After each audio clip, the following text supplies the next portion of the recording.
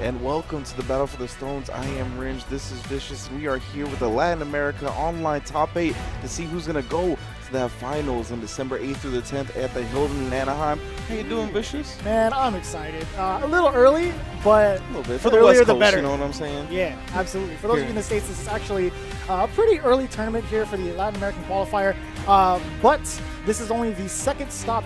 We're looking for 3 qualifiers for the Battle for the Stones, and again, the North American qualifier is going to be happening next week. Right now, you're tuning into Latin America. We actually have it down the top 8 already, where it will be 3 out of 5, if I'm not mistaken. Yeah, exactly. Europe Online Qualifier was won by the young Ali Yoon. So he'll be at Battle for the Stones land in Anaheim at the 8th through the 10th, and we're going to find out the Latin America representative next week, North America. So it's going to be real interesting. We have a top 8 of some Marvel veterans here and there from Marvel 3 all the way back to Marvel 1. So I'm interested to see what they bring to the table. Some players playing some DLC characters. I'm very interested to see what I believe Shin does with that Monster Hunter. He also playing Ultron Dormammu on the side as well. I'm not sure who he's going to pair up with Monster Hunter to start this match, but I'm very interested in see how they break it down. Yeah, is there any way we could check out the top 8 before we get started here?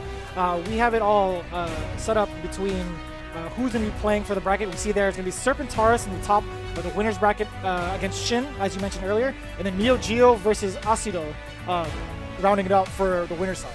Yeah, Neo Geo. I have here playing Gamora Jedi. I've also seen him play Gamora Iron Man, backed up by that Reality Stone. Acido as well playing Ultron Dormammu Reality.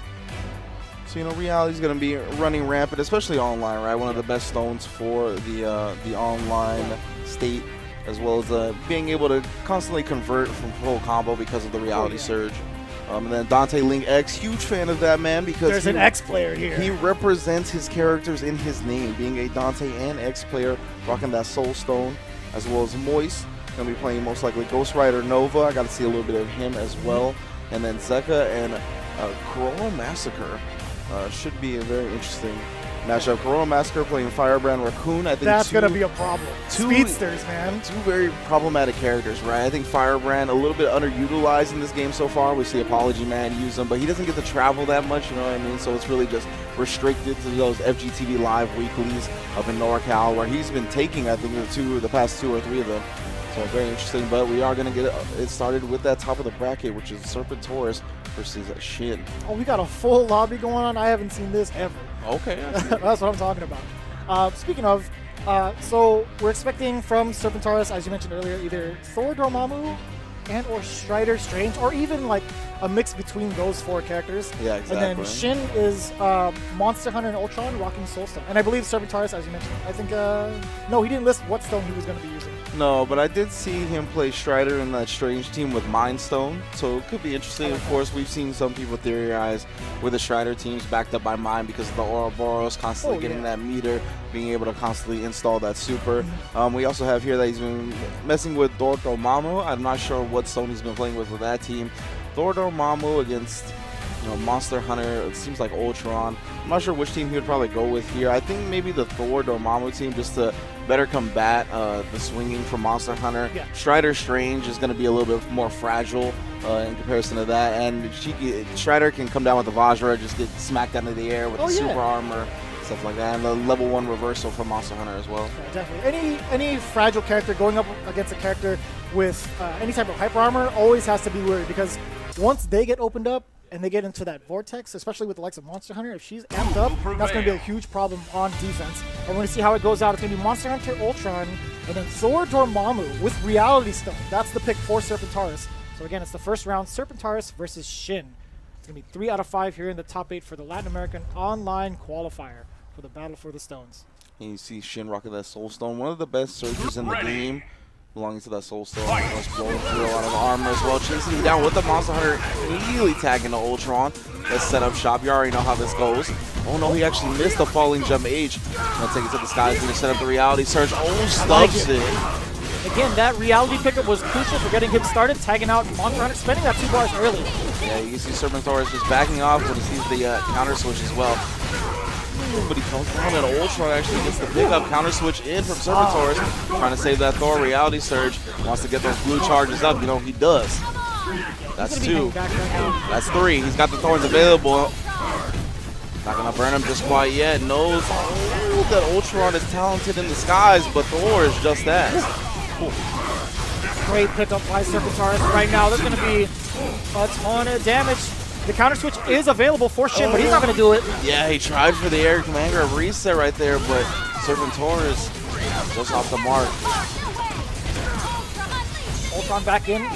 Demon Mo Superist and a foot. Monster Hunter in Demon, give him a couple of Soul Surges as well. Has the Soul Storm available if he wants to use it for an easy level 3 or anything like that. Command grab, and he got him. Stunned for a while. Tried to go for the reset. Oh, I like that mix up. The high-low instantly off the command grab. That was pretty sick. And yeah, Serpentaurus right there was not pressing any button. Didn't get any ice out just to hold this whole combo, lasting the entirety of his Reality Storm. Oh my goodness, you're still not out of it just yet. Hold all these normals with a raw launch. We'll get him out so far, only to be met by a counter switch from Thor. That's going to be a dead Ultron. Shin just might activate Soul immediately. Gets hit with a Reality first. There it is. Yeah, both players back in the building. Single shot with the long distance Dark Hole. Just in down again. Oh, then catches his legs. Counter switch trying to save that Dormammu. Got the Reality Surge, and of course he's going to start using it. Blows through with the Mighty Spark.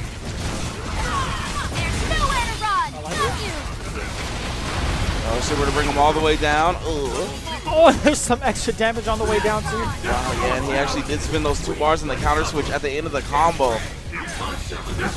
Little down on resources. The catch from Monster Hunter, but no. Oh man, that sword is made out of dinosaur bones. Oh, it sure is, yeah. Oh, and then the high-low again with the big jump so sick. That long range and all the active frames in the world. Ooh, the roll right through. That's got to be game 1 for Shin. Yeah, making sure that's a dead Serpentaurus. Yeah, I can't remember what that move's called, but I believe it's the quarter circle back punches with Ultron, the big ball. Very active move. Very hard to, when you're just having to deal with it on incoming, when you're trying to get some button out or anything like that, very difficult move to deal with. And of course in this game, when you're on incoming, if you just hold a button down, it comes out on frame 1 as soon as you can actually do it. So you got to be wary of that. I know that's a lot of things, or a lot of the time, 0 players still fall victim to that, right? They're holding Buster to charge on their incoming, and they just get hit by something that has a lot of meaty active frames. So definitely something people have to adjust to from Marvel 3 to here in Marvel vs. Capcom Infinite. And that's going to be 1-0 for, I believe, it was Shin, right? Yeah, with that right. Monster Hunter Ultron. Yeah. And we also see that, or I also saw that him play Monster Hunter Dormammu, I believe, at Versus Fighting Club. That was ran in Brazil by like IGN and a local community out there. Yeah. And one thing to know about, just to kind of reiterate on the whole button press, you saw when Shin, once he had that Soul Stone active, which was pretty much like the game changer or like the tide turner for him in that set, being able to just hold it to have that instant activation for Soul Stone is pretty crucial. Yeah. Just to have that on deck, because you're going to have both characters active and ready to go and pressing buttons as soon as possible. Just having that available and knowing that is kind of a problem. You gotta really anticipate for it. You gotta anticipate the Soul Stone activation. So just one thing to keep in mind too from your transition between Marvel 3 to now. Yeah, when it comes to storms, right, we have to remember that they grant invulnerability frames, can be used in a lot of situations. We see a lot of the time the storms get used right on incoming, like you mentioned.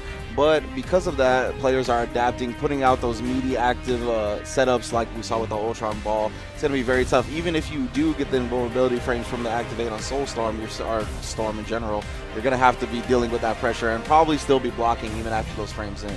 So, you know, just some good adjustments as we're already seeing this game evolve here as we come up on the first major tournament for the Marvel Capcom represented one for the Battle for the Stone. It's going to be on December 8th through the 10th in Anaheim, California, of course, at the Hilton.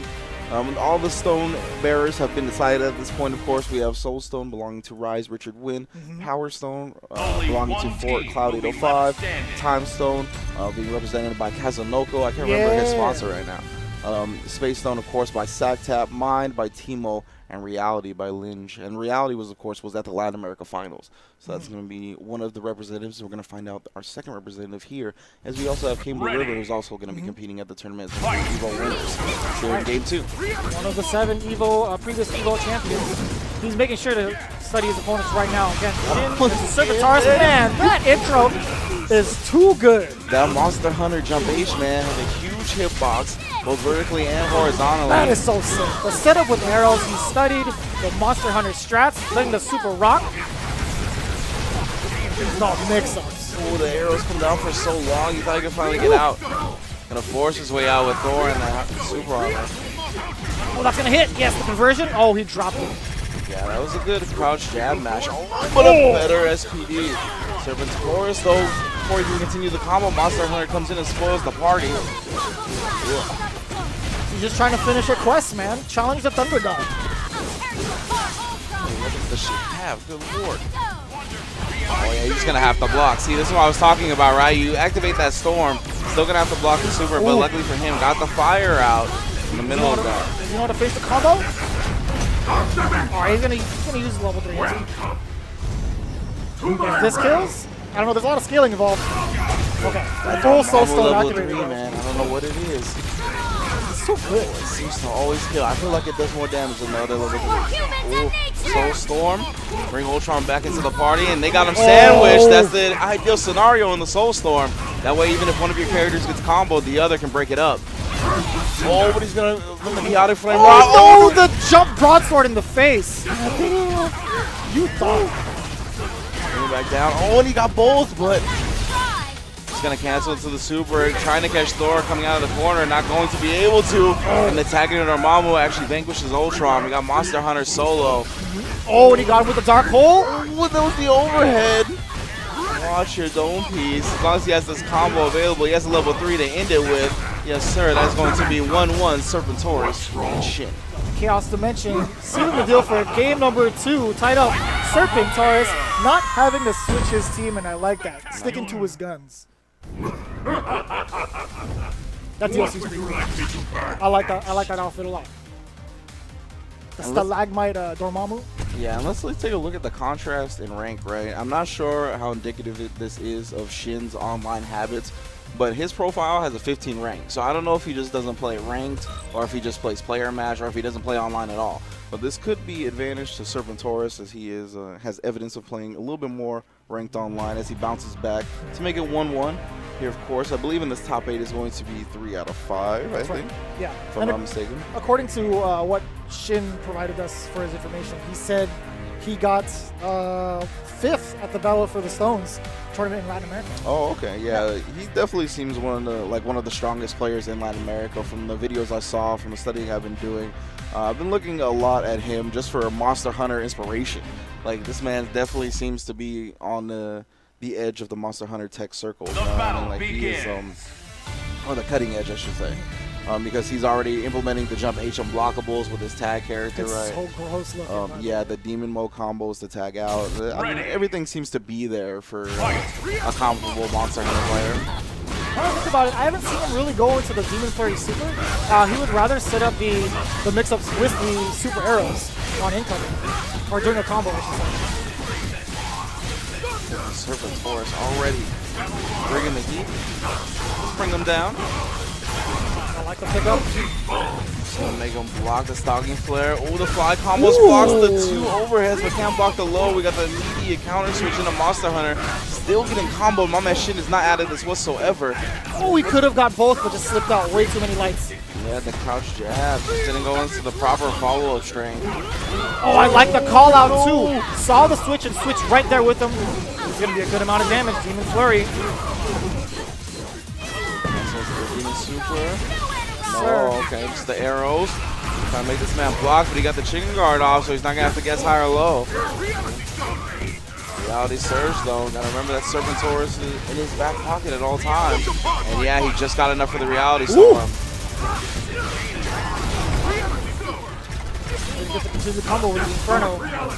But he's still in good shape because has a hefty life lead right now. And Max Bar might be able to kill. Monster Hunters don't surrender! Oh, come here. That's your Shin, yeah. Look to activate the Soul Storm, maybe to try to get some Evolutionary Flames and cancel into immediate level 3, but either way, he's got to fight with both characters now. Serpentoris is looking good. He's got Reality Surge to his advantage, but he actually picks up both now. Bring her back down. Dormammu makes it out. He's going to have to block these storms on the ground. No, he gets the jump again and just blocks it in the sky, not even a guess at all. Catches him after the push block. Still not being able to combo off anything fully. Ooh. And the reality surge into the Mjolnir. Good lord. Good pick up from Serpentorus. The overhead, no. Soulstorm back at it again though. Ultron getting smoked. Oh, level 3! Alright, good thing to save Ultron and actually kill Dormammu. Shin living on barely any life with both characters, but I mean, at least he's got the advantage 2v1. Switch off from behind. Yes, sir. He used the reality surge. Good call from Serpentorus. Negating that mix-up altogether. The low through the Inferno. Didn't see it coming. Good call from Serpentorus taking game number 3. A king cannot let himself be defeated. Yeah, that's the real interesting part about that match, right? Was that Soulstorm activation from Shin when he still had both characters. Both characters were very low life. At that point, I mean, when one character dies, even if you revive the other character, you're going to have low life. So I think he just wanted maybe the instant level 3 for the more invincibility frames off the Soulstorm activation in the first place, or just to try to get out of that situation. But again, players are adapting to that now. Just because you activate that invulnerability frames from the Storm activation doesn't mean you're getting out of that situation. And we also saw him take enough damage or like survive long enough to get another Soulstorm activation. That's only going to bring in your character with even less life, right? There's actually some significant scaling with each activation for the stones. But that being said, Serpentorus still stood his ground, stuck to his guns with the same strategy against Shin. Hopefully Shin can play it a little cooler when it comes to activation. He really needs to pick and choose his moments because that can really be the tide turner once again, as we saw in the first game that he took against Serpentorus. Yeah, absolutely. Against Serpentorus, repping for his city, Cartagena de Indias. Ready. Definitely wanted to shout that city out for himself as he's looking to take it out over Shin in the winner's side of the bracket. He's looking good in this game 4. Seal it 3-1 so far. Immediately responds to the counter switch with an axe switch of his own. And the Thor still doing that work. Bring it back down into the Dormammu. My man has so much bar on his side already as well. 3 bars, gonna spin 1 on a stocking flare. That means you gotta hold this mix up. Oh, the high-low. I'm not sure how you're supposed to block that. She is bleeding to death. And my man Monster, he just barely got 2 bars back. He's going to spin it on the counter switch. Monster Hunter's going to die anyway. No bars available. Bring her back in. You know, great offense from Serpentorus. Let's see if Shin can turn it around here. Does get the opening, but it's going to be a decent amount of damage. Yeah, we've seen quite the Soulstorm comebacks from a couple other tournaments. Rise Richard Wynn comes to mind. We'll see if Shin can put his name on that board as well. Oh, nice catch. Oh, Slim trying to load up again. Yeah, blowing through it with the super armor, but he gets the fire off. Shin's fought himself back in this game, but now he's got to deal with the reality storm from Serpentorus. Blocks the low, and then the push block gets him out of the range of the overhead. Him down with a drone. Oh, immediate grab. That box shield. H smacks him in the face into the super. Oh, didn't get to convert the combo though. Gets out of there. 2 reality surges. Calls the drone down again. Trying to reflect it. Can't get the timing, but Thor finds the wall bounce in the pickup. Crucial. Counter switches in, but he was a dead man walking anyway. Oh, that's going to be it. Serpentorus is going to be taking it 3-1 over Shin. Again, the smallest mistakes can open you up and lead you to your downfall. Had he reflected the surges correctly and still kept his defense going, it would have been at least another shot. Yeah, he had a chance right there, right after the stand fierce into the super from Ultron. He tagged in Monster Hunter. He actually just dropped the follow-up combo because of that. Let Dormammu get another chance to play. Gave a chance for Serpentorus to find his bearings, get his footing back, and he overall just regained his composure and sealed the game because he was in control of that match very early, right? He completely destroyed that first character. The Ultron immediately died. Or was the Monster Hunter? It was the Monster Hunter, I can't recall correctly. Yeah, she had to go back to camp early. Yeah, exactly. And he had to bring the Soulstorm back. We saw, you know, one of the, or potentially one of the better comebacks with that Storm that we've seen in tournament, but unfortunately couldn't wrap it up. And that's going to be Serpentorus moving on to winners finals. Yeah, very strong showing for him so far with that Thor Dormammu. Yeah. And that's definitely not the last we're going to see of Shin because that was only the first round of the winners side in top 8. Yes. Up next, we should have Neo Geo who rocks Gamora Jetta, or you might have seen him play. I saw him play characters. Iron Man as well, in addition to Gamora. So I'm definitely looking out for him. I think both those characters are pretty strong. Matchup dependent. I think Jetta is one of the stronger characters, but I've seen players not pick him just against certain teams. You know what I mean? I know Super Noon doesn't like to pick Jetta against like Dante's or Zeros, characters with long sword normals that can kind of swing on the character while he's dashing in. So because of that, we might see him play Iron Man, but we do have down here that he plays Gamora Jetta. I imagine that's a Space Stone team just because of how strong, Space Stone is with Jetta, as we see here. And the game Acid. Oh wow, this is Aceto. I've actually played this guy, Aceto Dozin. I didn't know this was his tag. He's been playing Marvel for a very long time. Nice. Yeah. So again, you saw what Ultron Dormammu with Space Stone as well. Yeah, Ultron Dormammu. Oh yeah, we do have double Space Stone here, and the Jetta's gonna start it off early. Tag back into Gamora. Pick him up. I like that. Sets himself for the finger. Very nice ender there for Gamora. Yeah, but Neo Geo already being aware, he knows he has a fly character on deck, so he just tech up forward and then dashed up forward, right? Not gonna have to block that pinwheel. Great awareness already. Oh, he wasn't happy about that at all. No. He actually did get the thorns off though, but he couldn't like get there down in time. Of course, when you tag out of the thorns, the character still goes towards Dormammu. You have to take that in consideration when they're applying pressure. Oh, there's an opening here for Acid. Getting the loops going. Ooh! The gun show.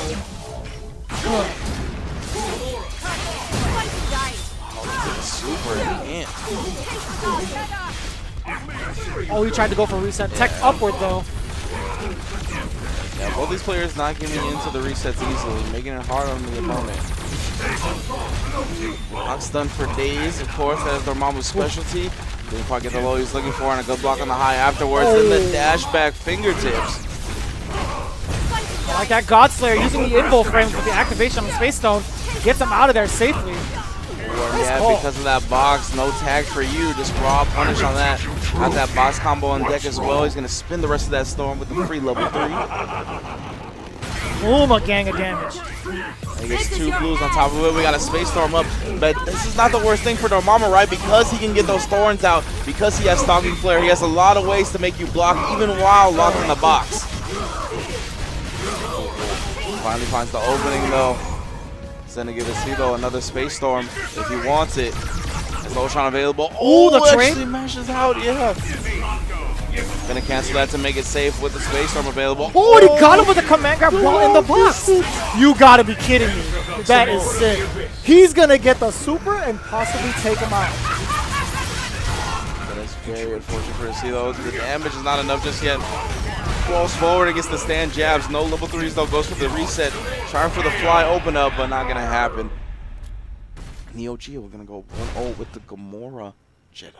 Man, he knows how to fight. Both these guys know how to fight inside the box. They know what to do in those scenarios, and you know, every time they were placed in those scenarios, they had the upper hand each time. Yeah, exactly. How did Neo Geo get all of that? How did he manage to get the command grab in the box? That was pretty crazy. Yeah, using that capture state, the bubble, right? I mean, just throwing it out there, knowing that if you see those, because when you put the box on someone, right, your aggression levels ramp up immediately. You know what I'm saying?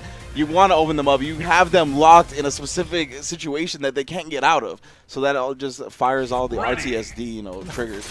Nobody wants to be put on timeout. Yeah, exactly. So you know your opponent's going to get aggressive. I think that was great defense to put out that bubble. And now we're into game 2 already. Set up shot with a Stalking Flare. He's got Ultron out there really early. You got to have to guess a couple of times. Double high. Yeah. Super, so he can tag out as well. No counter switch for you. Now you got to guess again. Nice blocks from Neo Geo using the Godslayer info. No behind him, but Jetta. Yeah, I wasn't expecting Jetta to come from that side. Got a little lost in the lights in that scenario. Bring him back down. Plenty of meter on the side from Neo Geo as well. I assume he's going to bring Jetta back in. Set up shop. Oh, didn't prepare for the forward tech roll from Aceto. Opens it out that time. Oh, and then the best of push block ends up getting hit by the pinwheel charge up. Neo Geo gonna go straight to a level 3. Aceto barely got the 2 bars for the counter switch and he didn't spend it. Should be a dead Ultron. down to Dormammu for Ashido. Oh, and he pulled it off. Again, Dormammu. Oh, he actually got interrupted with a Thorn startup. It's going to be no Thorn. It's going to be a level 3 for Gamora. It's going to be good damage. Acido's got a full Space Storm to work with here, but got a whole 2 characters to kill. And yeah, he's going to immediately tie back into Jeddah, so Gamora doesn't fall victim to the Space Storm and the kill. But yeah, I would have immediately activated Space Storm as well. The character has the lower life. You can guarantee the kill if you get a hit. Oh, now it gets to control the space here. But Gamora's still fighting for her life. I like it. More guns. Shadow, yeah, it's going to be harder. That's why a Chaotic Flame was the best decision in that scenario. You knew he was going to try to take advantage of that Shadow Super and put out more bullets. Oh, double teleport, can't open him up just yet. Space Storm is almost out. Has the box out. Oh, he's out of there. No, he tried it. Good amount of damage here. 2 bars, though. Dormammu's going to get a good amount of damage. It's a level 3 just yet. Level 1 is going to give Jeddah a chance to put him in the box again. Gotta be very careful though. He knows that Dormammu is talented. Oh, the command grab? Yeah, the command grab from long distance. Sure. That should be game 2. No, that's too much damage. Yeah, that super doesn't do much, especially when it's off a command grab. However, Neo Geo will close it out regardless. That's so deceptive. That command grab, you didn't even hear him coming through. So my man comes from the rafters. You gotta look for that sound cue. When he starts laughing at you, you know something bad's gonna happen. He's like, man, he's treating me like an idiot. Oh yeah. So it's gonna be 2-0 for Neo Geo. Of course, this is gonna be a best out of the 5. This is the other side of winner semis as well. That's right. Winner of this will go on to face Serpentoris in this Latin America Top 8 online qualifier. Of course, winner will go on to the Battle for the Stones land event December 8th through the 10th at the Hilton in Anaheim, California on Capcom Cup weekend. Yes, sir. Ready. All expenses paid for the guys who qualify. Again, Neo Geo is trying to make its way up there. So far, immediate escape as well as the Dormammu.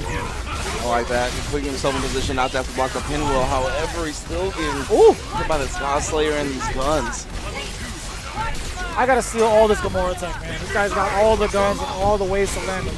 Oh!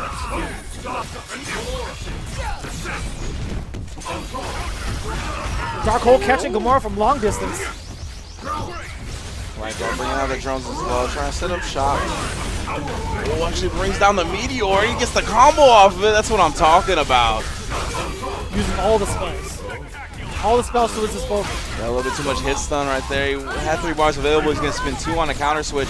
Both players very close to their Space Storm. Neo Geo actually has his as well, but that doesn't want to spin it just quite yet. He does now. He's got to open up Dormammu once or twice if he wants to get the kill on him. Oh, nice blocks. But not enough, though. As soon as you press the button, tag him back out. Sign the contract. Sign it. I shall put your affairs. Get the damage he can. I wouldn't be surprised. Oh, yeah. Infinite illumination. I don't like that Space Storm activation just because Neo Geo tagged into Gamora. It's going to be much tougher to kill her off 1 hit. If Jeddah was still in, I would have definitely immediately activated as well. Ooh, the push blocks. Got the block for days, stalking flare. What side was that on? You couldn't even tell, but the tag out. Spending the meter. Yeah, I'm not sure if he tried to absorb the tag hit with the Space Surge or what. That was an interesting tactic. Oh, but he's seen that one once or twice and was there with the crouch jabs, but we have not seen the Ultrons tonight really convert off their crouch jabs how they're supposed to. Thorns coming out again, catching both now. Oh, he dropped the combo that could have been it. Yeah, that's unfortunate. Going to be put back in the box. Dormammu has to fight hard to fight well. That's not going to punish Jeddah, but Jeddah will punish him. With a raw level 1 this time, Dormammu will go down.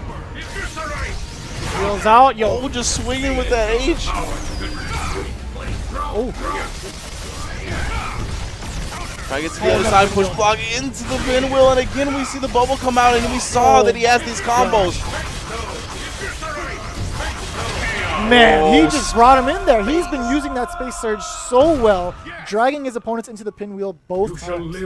Well, my man was locked up and was still doing dirt on the outside. Space Surged him into the pinwheel. Yeah, he was on parole. He wasn't allowed to just leave and do whatever he wanted to. That's a true crime boss right there, running stuff from the inside. I can't believe that.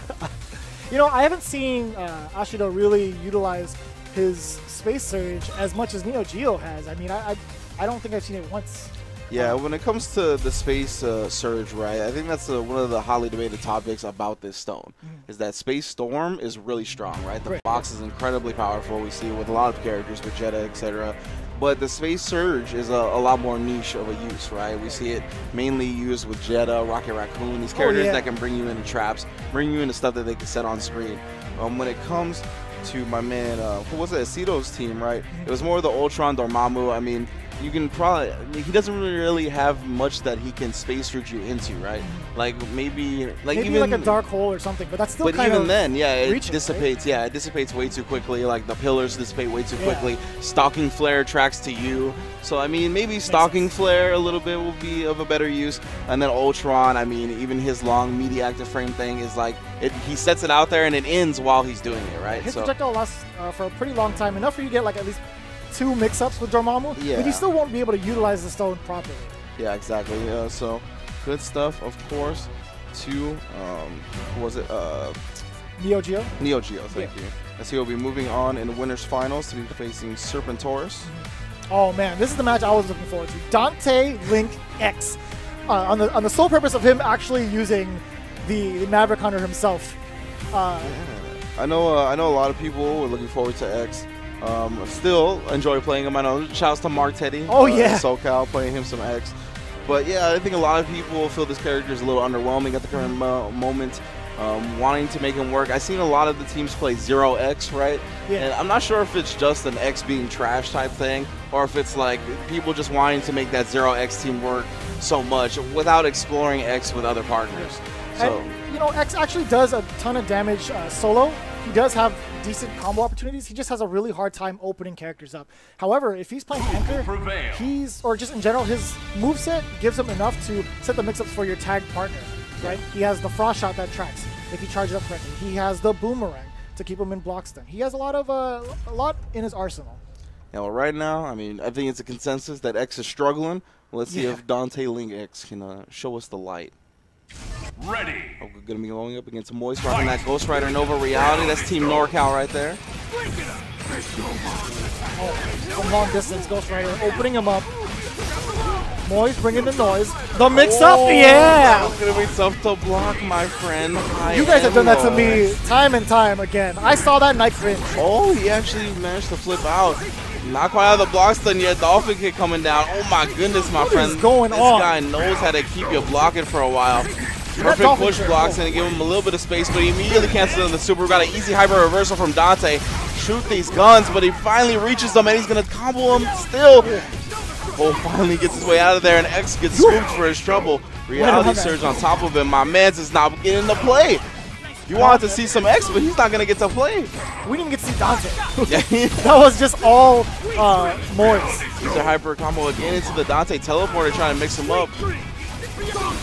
Moist, though, with the Reality Surge, with the Nova and Ghost Rider flailing about, it's too hard to deal with. Oh, the Maelstrom. He's going to catch Dante or X. Doesn't matter. Yeah, actually knocked Dante out of the rainstorm. Oh, break it down.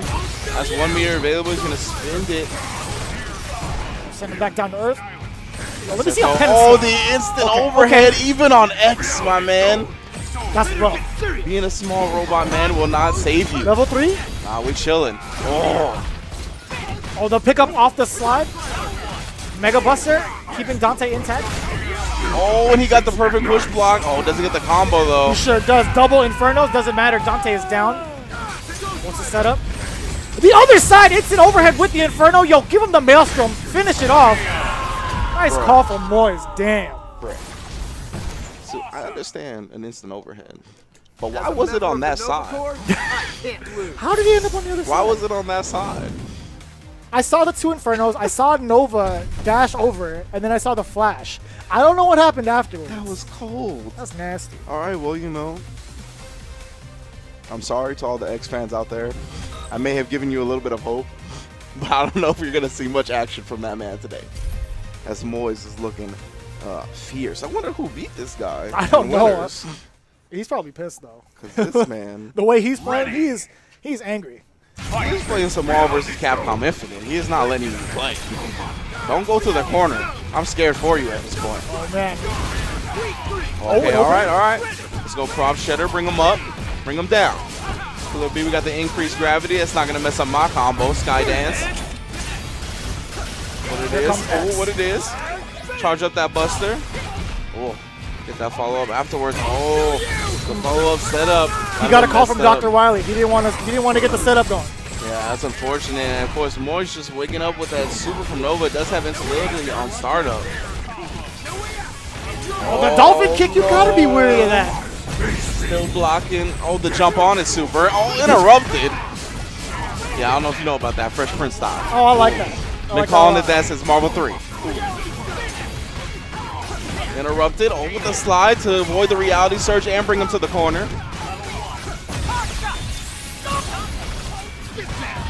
Finally getting a chance to play Dante Link X. That's what I'm talking about. Gonna follow it up. Oh, yeah, he was concerned with the Killer B legs being a little bit too high. Let the nightmare begin. Oh, and it was meeting up. Oh, frozen though. That's unfortunate. Oh, reality storm. Nobody said where did he come from? I'm not sure. I don't think that was the plan reset, but Moyes is one with the chaos and completely takes advantage. Cashing out that level 3. Oh, my mans, you don't get the tag. You just got to block. Oh. And yeah, he blocked the low. I was surprised he honestly did because I would have been expecting the instant overhead. Infinity Storm Soul version. Oh, Dead Man Walking, American Badass. We're going to the other side. Switch. And it's still coming through. You My thought man, it was over. That's Dead Man Walking. That's Big Evil. Man. The only one that can stop that super is Brock Lesnar. Don't get it twisted. Don't get it twisted. He's the only one that's done it. He'll just grab the motorcycle and just flip it over. Is that what he does? That's what Brock Lesnar's going to do? That was pretty sick. Yeah, he turned around. I didn't see that coming. Ringe already knew in the back of his mind. He's like, yeah, don't press anything. But I'm over here watching like, yo, Dante Link, he might have a chance here? No. No, here comes this hyper armor. Ghost Rider don't stop, man. Revving his engine. He don't stop for nobody. I love it. All right, so Moyes is going to go up 2-0 on Dante Link X. Definitely got to play a lot more of that game, but unfortunately, you know, he still couldn't pull out a victory. Let's see how we fare in this game 3, all right? Yeah. His Dante is looking pretty crispy. It's all right, but the follow through with X, sure, there's a combo extender in between, but there's no threat there. Yeah, that's a great point, right? The one time he got a solid Dante combo, you know, the prop shredder combo in the corner, he ended up tagging into X, and I think he messed up his set play scenario right there. Allowed Moyes to get it to roll forward and then just do the reversal super with Nova. Has a couple of invincibility frames on startup, a true reversal type scenario, and then tagged into his Ghost Rider. And then once that happened, it was just all neutral for Moyes. Oh my goodness gracious! We can start this match and fast forward. We got the Buster coming out. Let's get some zoning going. Yeah, gotta switch up the strategies, right? Oh, you only got one game left. But unfortunately, the Nova tag avoids all the projectiles. We got the Dolphin Kick Staircase version, my favorite. Oh, yeah, I've seen that way too many times. I still can't block it. Counter switch, jump on is super. Oh, the activation from Fly from Nova is so low to the ground. Great blocks from Dante X Slick regardless, though. Oh, coming down with the hammer prop shredder to pick him up. Sky Dance is here. Good surge usage from Moyes. Here comes the Super Buster with a Mega Buster. Oh, tried for the teleport mix-up. Then he got the jump light kicks, but it ran into a Soul Surge hammer into the prop shredder pick up once more. Oh, dropped it. Just smacked up. Airplay wasn't fully charged, but it was charging enough to do the job. Nova, oh yeah. Again, one of the fly characters was able to avoid that $1 million. That's why X put up that projectile in the sky, but can't save. No amount of energy tanks can save that. No matter how many stages you go through. Survives the incoming mix up. Yep. Yeah, my man. Those elements are going to go through regardless of what he actually did block the instant overhead, I think. Either that or the invincibility frame from Soulstorm saved him. Oh, he's going to catch the jab. Yes, sir. Moyes, you got to remember, Novas are very prone to stand jabs, crouch jabs. So the level 3 works out for him, just raw. Tries to come down with a hammer, he had to block. Oh, he still had enough time! Ghost Rider already falling out of that combo, but he caught him swinging. It's going to be a dead Ghost Rider, full reality storm available from Moyes. I assume he's going to activate on incoming right here. He does. Going to be avoiding that mix-up. Oh, using the lightning and then using the fire actually catches X. Gonna bring him down and finish him off with a lot of the Reality Storm still able to go. He has that free level 3. The fire was a little bit too late to get the cross up. We get the throw. He's gonna get the level 3 if he wants it. Doesn't. Didn't want to risk the startup. Goes to the raw level 1. Punish that, please. No. Oh, not in time. A little too high up there. Yeah, he would have had to time the teleport very quickly.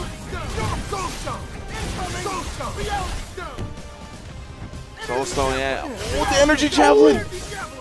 That might be.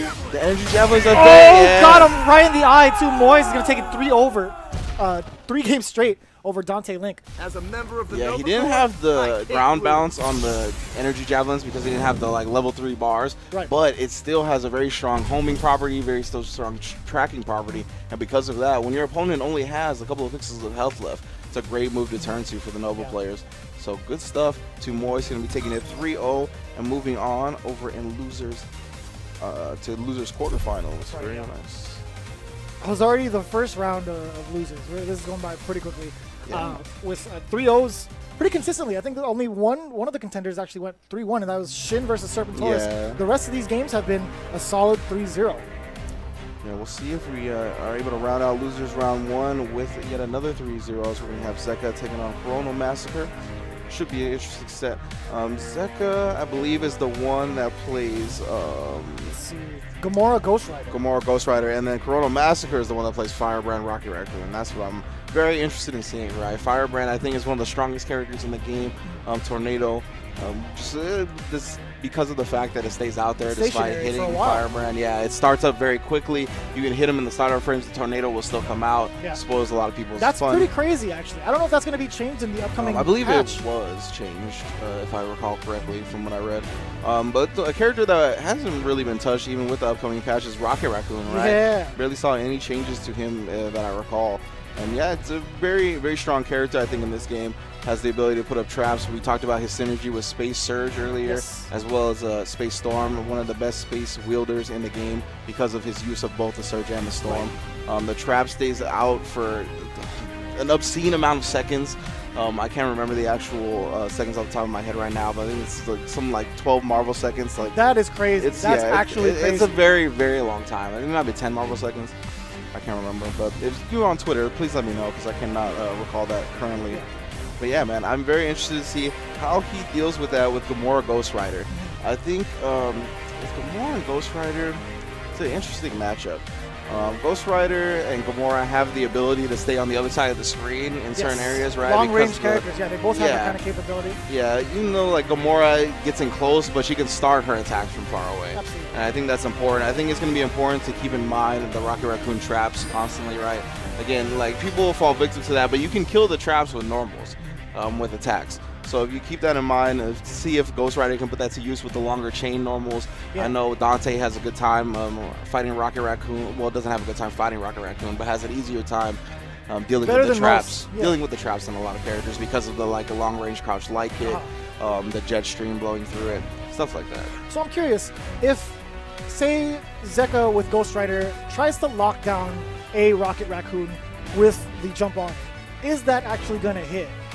I believe the later one, like the later hits do, but in the very beginning, I think if he's not up close, then he is not going to. Yeah, that's kind of tough. That's already like a character advantage with the likes of Rocket Raccoon. And you know, for all right, special guest caller. Let's go. All right.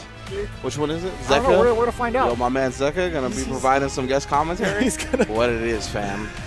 He's going to tell us how he's been playing Marvel since X-Men vs. Street Fighter. Yo, X-Men vs. Street Fighter. Not to go off track, but the current meta, if I'm not mistaken, isn't necessarily like finishing your combos for high damage or finding like the longest combo possible where it's like Marvel 3, it's like you just keep the combo going, make sure they don't get a chance to play. It's more so in the resets. Yeah, absolutely. I know Flo was the one who kind of said that first on his streams. He was like saying that resets are crucial and the way it should be played. And these two characters from Colonel Massacre have the biggest potential to do so with Firebrand and Rocket Raccoon with stationary attacks. Yeah, exactly. They have a lot of projectiles that and Space Stone too. Yeah, they have a lot of just like special attacks or projectiles that if you block them, even when you push block the opponent, or even when you push block the projectiles, the character doesn't move away, right? We're allowing them to get solo mix-ups, continue the pressure with the high-lows just by setting themselves up. Gotta deal with these bullets and the reality surge. It's gonna be tough. Nice advancing guard, already showing that he's got the timing ready. Oh, and that hailstorm of bullets. Oh, smacks him up, trying to shoot the fireballs from the top of the screen. Not gonna happen. Bring him back down. Still locked up. Dead man walking. Oh, and the switch off. We saw that last game coming in to finish the combo. Yeah, you gotta remember the character always comes in from the character's back, my mans. That's why that tag, even though he never side switched on the opponent, just because he switched the directions, it caused the character to come in from the other side. Yeah. We've already told you how to combat that. Just hold the button. Just hold the button.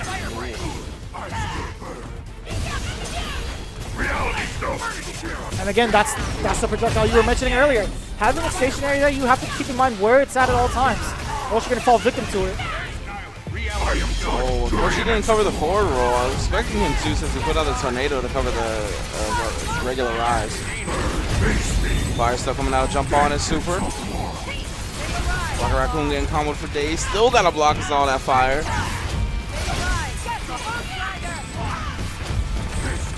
Fire finally has to block one of the last Dragon's Breath, attacking the Gamora.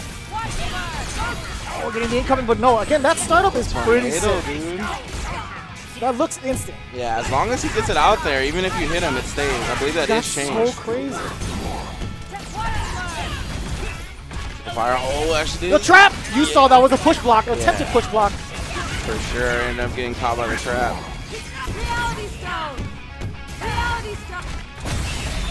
Oh, it was level 3 called the little homie. He is on the block. Oh my goodness. Help!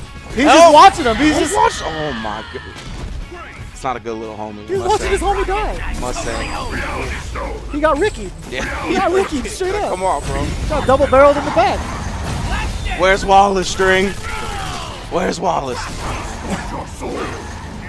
He ain't going nowhere with that. Oh, he got him. Oh, he got him. Goddamn. And he brings him back into the chain, yo. I'm telling you, man. That was sick. We got a bunch of crime bosses. They run in the dirt on the outside despite being locked up. That's too good. How did you get caught with that?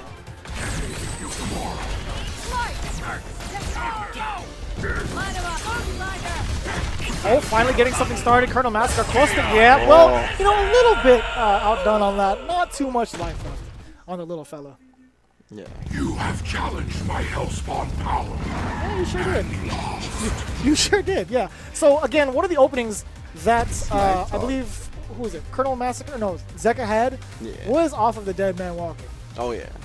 Having that, again, having the bike turn around, you got to keep in mind that if you missed it, the partner's going to be coming where the back is facing. Yeah, your homie always has your back. That's all you got to remember, right? Your teammate always has your back. Hearing that from you really made it a lot easier. Yeah, I really think that's the easiest way to understand it.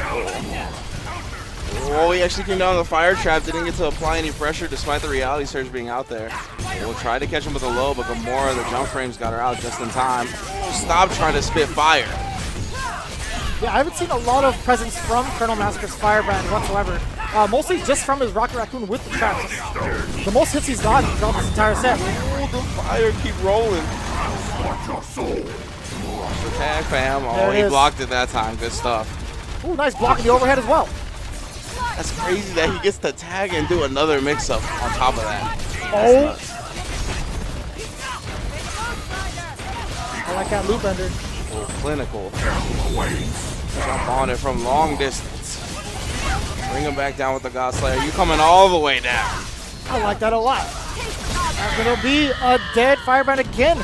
No real presence from Firebrand. I'm gonna beat the living flarg out of you. Oh, yo, sniped him right in the eye. Stand roundhouse. Shooting him.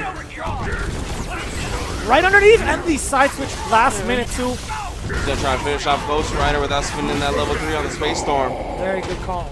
Colonel Massacre. Look, he's gonna get. Oh, I thought he was gonna get one mix-up, but unfortunately he does not. The Reality Storm is activated, blocks the super, and then he gets the launcher.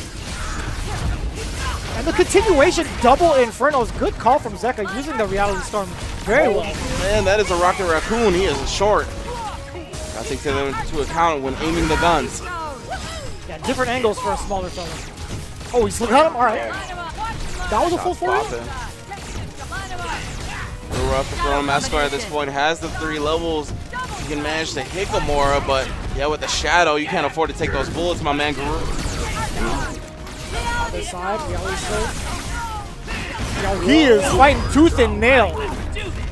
Oh no, Groot! Oh man, you just ran past her.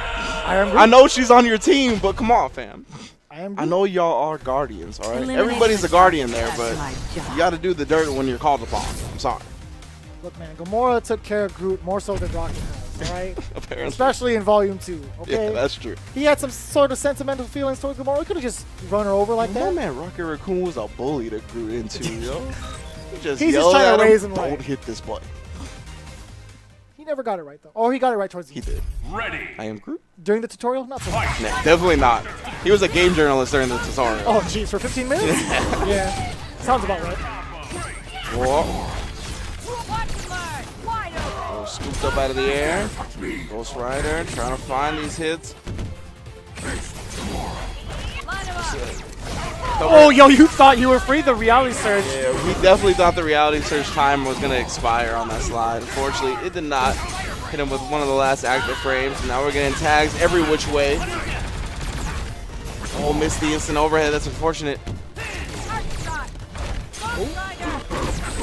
Good blocks from Colonel Master so far. Yeah, sniped him in the eye again. Yes. Stand roundhouse right into the tag. We've talked about how good of a tool that is for Rocket Raccoon. In many other sets, I've seen Sonic Fox utilize that to impressive status. Oh, the mix-ups everywhere. The scramble situation going to Zeka's favor. He got both of them. Reality Storm, I wonder if he's just going to use this for the free level 3. Oh no, just the Godslayer wants to kill off Firebrand while still having some Reality Storm available. Gonna get some mix-ups with this fire.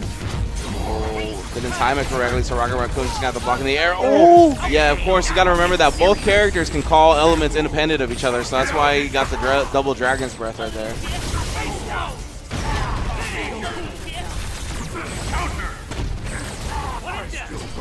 I like the use of reality. Oh, brings him in. Yeah. That trap not gonna be a threat. That one is, though. Catching both. Yo, he pressed the button afterwards. Strider, help. Oh, man, the classics. The classic defensive tool. Good call from Zeka. Using that at the clutch moment. Getting that super. The Tims to the router. It never fails. Oh. Yeah, you have to keep those on deck at all times. No matter what region you're in. Oh, yes, sir. my. Zeka. Smacked up. Taking it 3-0 over Colonel Massacre. Stomping all over with 3-0. Yeah, I'm not sure who got smacked up more, Massacre or that router. Either way, Zeka's going to be moving on to loser's quarters. You know, it's just a tough time in the streets. When it comes to these stones, these guys are going ham. They want to win, and I don't blame them. I don't blame them whatsoever. So good stuff from Zeka. Going to be moving on. Moist also in losers. We have Serpentorus and Neo Geo as our winners finals. Thank you all for joining us here on this Saturday afternoon, Saturday morning, afternoonish, depending where you are. As long as you're here with us, it's all that matters. Exactly. As we continue counting down these top 8 participants for the Latin America online qualifiers, see who goes to battle for the stones to represent the region as their online qualifier. Of course, they already got a couple of reps there. We had, what was his name, Lynch, that took the Reality Stone for Latin America. He's going to be the stone bearer for that region, as well as King Blue River is going to be representing as the EVO champion. One of the 7, I believe, EVO champions of Marvel 3 that are going to be represented there. Of course, if you are just joining us that are not all caught up on the Battle for the Stones scenario here, we have Soul Stone for Rise's Richard Wynn, Power Stone for Fort Cloud 805, Time Stone for Kazunoko, Space Stone for Stack Tap for Southern California, Mind Stone for Timo from Canada, and Reality Stone for Lynch. And in terms of online qualifiers, we also have Aliyun for Europe. And yeah, we're finding out Latin America today, and North America will be next weekend. So thank you all for joining us. And of course, the weekend after that is Battle for the Stones at the Hilton in Anaheim on Capcom Cup weekend. So part of the PlayStation experience. If you haven't done so already, be sure to pick up your tickets to be a part of that. That's going to be the biggest event for Capcom. Yeah, absolutely. You see, a lot of the Capcom Cup pretty much has been decided in terms of rankings. Yes. So, man, yeah, it's gonna be nuts as we just come off Red Bull Battlegrounds, which pretty much was the NA, the last chance qualifiers for the NA, and then who crowned the NA champion, which was once again Panda Global's Punk. which, I mean, it comes as no surprise to everyone. Who's also been doing a lot of damage in Marvel. I'm sad to see that he most likely won't be in Battle for the Stones unless he pulls off that online qualifier win. Yeah. It's going to be tough because there's like 400 people entered, but 400 plus currently, right now, as we speak. so if anyone could do it, I'm sure that Punk is one of those few people. As we're going to have Aceto versus the boys here in our losers' quarters. I don't mean to sidetrack, but is there a cap on the qualifier? No cap? Okay, well, that's going to be a ton of damage. Right, Moy's off to a great start. Oh, yeah. Was that the jump on the super? Oh, ended up putting Nova in the box, not allowing him to chase him down. Very nice. Oh, boys, that reality surge and gets to the other side. Just going for a mix-up, doesn't want to cash out that level 3. Oh, the reversal super. Yo, the trade-off on the startup of that super. Yeah, exactly. Like, he gets the invincibility frames before the flash, but once that flash is over, you can trade immediately. Oh, nice blocks. Nice tech, even better. Moyes is out of there. No Rose Garden threat. That was good stuff, but he's already got 2 blues loaded up, 3 blues loaded up. The Thorns are back, and they're here to stay. Holding that up, though. Yeah, I'm not going to deal with that. Just the reality surge. Just keep running into it, my man. That's the difference between humans and robots right there. You feel me? Sometimes you just got to keep running into it if you're a robot. As a human, you can make that decision to stop running into it. Eventually, he won't compute.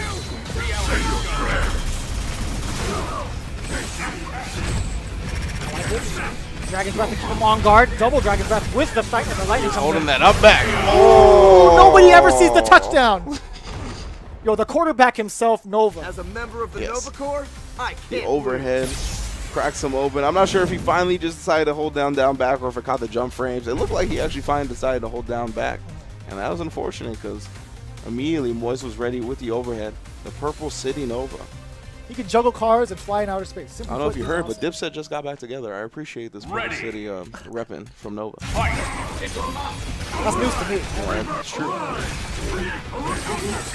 That purification got caught. Yo, he was just trying to go for another one, but got chained up. On block.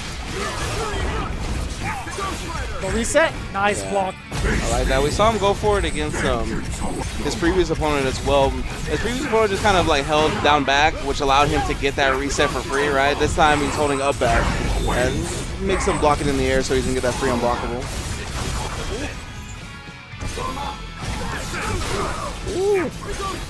And chase down. Novas love that move to chase down. Push block up backs. Oh, scooped out. Knew the Dormammu teleport was coming.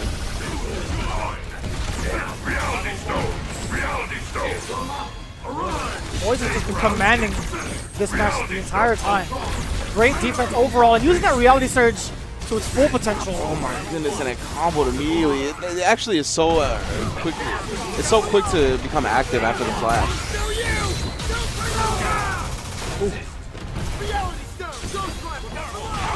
Oh, he still got caught with the surge. No continuation from Moyes though. A slight drop, but he still has a ton of health to work with. Yep. Yeah, you can see it. Aceto had a lot of the Space Storm meter available, but at the same time, As a member of the I think he wanted to wait till either he got one of the opponents down to, pretty much one of the opponents down to 40%, so he can get a kill with a level 3, rather than spinning it now and hopefully opening them up for some damage. I'm pretty sure he was just waiting so he can guarantee a kill if he was able to activate it. Yeah, and I gotta commend Moyes on his defense there for the entire time. Anytime Ashido actually had an opening, he retaliated with a well-timed reality surge and just waited for his opportunity for Acid to overcommit to any block string, get tagged, and then continue the combo. That was really good patience from Moyes. Yeah, absolutely. He's been playing super on point so far today. Seen him utilize all the tools in his character's arsenals, right? We saw the energy javelins come out when he needed to make sure that the last pixel of health was confirmed. We saw the Ghost Rider instant overhead. It's all right, man. You take a drink. Take a drink. The people at home know you're a human being. We'll do it later. You can drink. All right. It's all right. No big deal. Shouts to Kevin Haw behind the boards. You should check out Kevin Haw's stream, twitch.tv/Kevin_Haw every week. I don't know, man. He's been ducking both of us in these matches, dude. I'm telling you, man.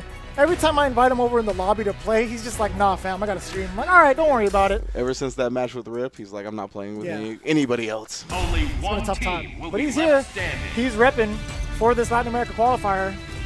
being the main man to provide you all this sweet content. All right, Big here we shout-outs go. to him. Yeah, 2 Ready, One again, just consistently swinging with that jump H from Ghost Rider to start the matches off. You got the Reality Storm as well. Reality Surge. 2-for-1 special. Bring this man up and bring him back down. Trying to take him to the corner, but we got a forward roll. Chasing him down. Reality Surge. Trying to close that distance when he can. Teleport behind. Ghost Rider blocking all that. Oh. The Reality Surge again on defense with Moise stopped Ultron from coming in to continue that combo off the Dark Hole. Snuck under. That was sick from Moise, actually. Using the slide from Nova to go under during the jump on his super, so the hits from it contacting on the other side. Very nice. Oh, you gotta block all that. Actually missed the instant overhead. That might have been a push block. That might have been a push block, but still, either way, good pickup from Dormammu. Your Level's gonna try to open him up right here and cash it out. Oh, yes. It's gonna be close. This level 3 does a lot, but I don't think it's gonna do this much. Is it gonna kill? And it does. I don't know how it does every time. That's what Marvel level 3 is. Even off crazy. Off the Storm, right? That's so still crazy. scaled. Storm, Thorns. Like there's so much. There was actually so many hits before that, yet still killed. One of the things that makes Dormammu one of the stronger characters in the game. Dragon's Breath coming down. Ooh, nice combo off of it as well. Yo, sit him back down. Oh, no continuation. No, he got caught with the reality. Oh, keep rolling to the other side. Keep rolling. Keep rolling. Oh, he's trying to get oh, okay, the wheelie. Oh, my man's popped the wheelie on him. Moise looking to close it out 3-0. Gets the back throw. Can't combo off it from long distance. Got the up back before the active frames. Oh my god, you just got to avoid. Oh, he almost got him with a wheelie again. Oh, but the reality surge always anticipates just in time. He respected the reality surge. That was a good idea. Has 3 bars on deck. Oh, he's not going to spin it this time. He's going to go with a stalking flare. He's going to want to go with the Thorns again. Oh, he definitely could have level 3. He's just going to go with the Chaotic Flame. And yeah, because of the distance on it, it doesn't do a lot of damage at all. That will not connect, and the chip is not going to be much damage. Oh, and he smacks him in the face. The chokes. Man, that was way too close. Ashido actually had the opportunity to level 3 after the Dark Hole. You know, my favorite part about Asido is that you say it like it's Japanese, and I say it like it's Spanish. Nice. Yeah, I don't know. I'm thinking of... That's my favorite part. But anyway, yeah, Moise was able to clutch it out in that last game. Man, like you said, right, when he got hit by the Stalking Flare, he could have activated the level 3. He had 4 bars, spent 1 on the Stalking Flare. But I think that was a little bit of old habit, right? I said Asido's been playing Marvel for a long time. I remember running into him in Marvel 3 a lot online. So I think that was just like falling back on your old habits, right, of the Chaotic Flame. In Marvel 3, the Stalking Flare into the Chaotic Flame did so much damage. Chaotic Flame was one of the best supers from long distance, right? In this game, not only is the damage toned down in general for the projectile super, but the farther you are away from it, the less damage it's going to do. Ooh. So on top of that, yeah, level 3 was the prime choice, but I think just falling back on old habits right there cost him. Yeah. I mean, he could have done it again, but he was just overzealous with the second usage of the flare, right? He had it, had him on lockdown. Just one more super would have chipped him out. Would have chipped out Ghost Rider. But no, he caught him with the chain right before he had the chance to do it. Yeah, that's the thing. Another thing, right? Again, Chaotic Flame, one of the best chip out supers in Marvel 3 as well. In this game, not so much. The chip in this game is toned down greatly in general. And on top of that, yeah, just too much health he had. The push blocks were going to negate most of that super. He needed to chip someone out with a super in this game. They need to have like barely any pixels that you can see. Right. So unfortunately, Asido's going to fall down 3-0 to Moise, who's going to take his spot in losers semifinals. That's right. We're going to be moving on with the losers quarterfinal. We have Shin versus Zeka, if I'm not mistaken. Yeah, and again, Shin was in the first round of winners. He was the one using Monster Hunter Ultron alongside the Soul Stone. Yeah, absolutely. And my man, the information we have from here says we're playing Marvel ever since Children of the Atom. Yeah. So yeah, that is the original versus player right there, as far as that's concerned. Have you ever played that game? Children of the Atom? Yeah. I only played it because Akuma was in it. Oh, okay. I feel you. That was pretty cool. That was a good guest character. I didn't play Children of the Atom. I did play some X-Men vs. Street Fighter in that Heck game. yeah. I was about it. It's bonkers. I definitely picked Ryu and Gambit. You know, Gambit? Yeah, I I was a that. scrub. I like that. You know? I like Gambit a lot. I mean, Gambit. Gambit's one of those characters Sick. that I wish he's done well. Like, I just want him to be a adult fighting game character in one game. You know what I mean? It's like it was like Venom with me, like because I didn't play a lot of Marvel 1, so like I didn't get the chance to play dumb Red Venom. Yeah, Red Venom was sick. Yeah, so I can't wait for Venom in this game just because he's like my favorite supervillain in general. So it looks pretty sick from the trailer. Yeah. So hopefully get my hands on Venom very soon. As he's dropping, I think with the patch, right, December 5th. Can't wait. That's crazy. Wait. All right. I definitely want to play some Bucky too. Yeah, and just in case you haven't heard, that patch is actually not going to be the patch that Battle for the Stones will be played on. From the offline event, it will be played on the patch we are currently playing on right now. I think that's a perfect decision too. Yeah. Instead of throwing everybody under the bus. Yeah, exactly. So we're gonna have Zeka versus Shin. Monster Hunter Ultron versus Gamora Ghost Rider. Attacks him early. And then he gets rid of that reality surge. Yeah. I like that. She doesn't care about that reality surge whatsoever. She's got all the armor. That's monster, yo. Soul Storm. Oh. What's the mix-up? It's the jump age where he blocks into the Infinity Storm. Reality style. You can see Zeka really likes putting out two elements on the screen at the same time. Both characters are constantly switching in and out during the reality storms, trying to get as many elements on the screen as possible. Oh, gets the instant overhead again. We got a counter switch, trying to save Ultron from as much damage as possible. But again, Deadman walking right all the way up with a combo off the wheelie. Yo, my mans. Monster Hunter is down to half in her demon form, trying to just waste down that time, not giving her a chance to play, which is a smart choice. Number one. Smacked out with the chain. That big jump age, gotta be aware. Oh, he canceled into the demon dash as well. Past the opponent, but the buttons just in time. You know, Gamora has one of the fastest jabs in the business. Yeah.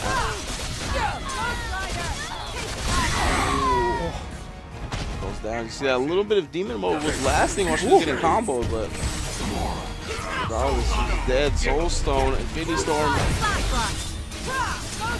Bringing both characters back to life. Oh my goodness, don't swing! Don't you swing on my wheelie. Oh my god, to the other side? How you do that alley-oop to yourself? He does what he wants. Oh my god, oh, no, that would have been super sick, but he put himself in the middle instead of on the other side of both characters. Soul Storm is up. Oh, the conversion? Surge. Oh, here comes some Monster Hunter damage. This is actually such a close game still. Zeka's gonna get a reality storm though with both characters again. Super Demon Flurry in the air. Carrying him one corner to the next. Zeka is gonna get a chance to get 3 reality storms here. So he's gonna get, this is his second reality storm this match with both characters. If both characters live right here, he'll get a third one just from one character dying. Oh, good blocks. She can't level 1 that, can she? I don't think so. This is a great look for Zeka right now, because even if one character goes down, he's going to get that surge from the reality meter and get a third reality storm. Shadow combination. Shadow combination as well. If you get hit by these bullets, they do so much damage thanks to the bullet follow-up. That is not safe, and he did not have a soul storm to cancel into. So it's going to be a 1-0 to Zeka as the jump on it is there to finish it off. Great showing from Zeka, man. His Ghost Rider lockdown has been pretty impressive. Yeah. A lot of Ghost Rider representation, or at least from 2 players, and they're both doing really well for themselves right now. Yeah, for sure. Ghost Rider, we saw a lot of NorCal plays Ghost Rider. We saw Takua get top 3 at SCR with, I believe, Ghost Rider Nova. Neo was playing that team for a little while, but I think he's moved on to Nova Ultron, if I recall correctly. But yeah, Ghost Rider I think just fits this game system a lot better, right? Yeah. Because of the tag system, a lot of characters can take advantage of the long distance chain normals for big combos. The invincibility, being able to tag into it as well. Just using the motorcycle super that we saw in the tag scenarios, because it's has so much armor on it, it makes for a very good tag tool. What does Shin need to do for the next couple of matches to kind of keep it in her Shin's favor? For Monster Hunter? Yeah. And it's tough because I think both these characters have a decent way of dealing with this super armor, right? These big jump H's aren't really helping her that much either, because he's just doing a jump H of his own. And yeah, honestly, these level 1s, these invincible reversals, because Zeka is so anxious, so aggressive, and so willing to press buttons from a long distance because that's how his characters work. I think the level 1 reversal supers are going to actually have to be a lot more present from Shin. Oh, and he's going to use the command grab for the invincibility startup, but again, yeah, it's not going to really net him much from a long distance. Ooh. And I like that. Yeah, Zeka had to stop pressing buttons as soon as he saw the Great Sword charge from Shin. And that gave Shin his opportunity to press buttons for him to play the game. That's interesting. I was wondering what he was going for off of that step kick, that command combo. You usually see that used to car command grab super.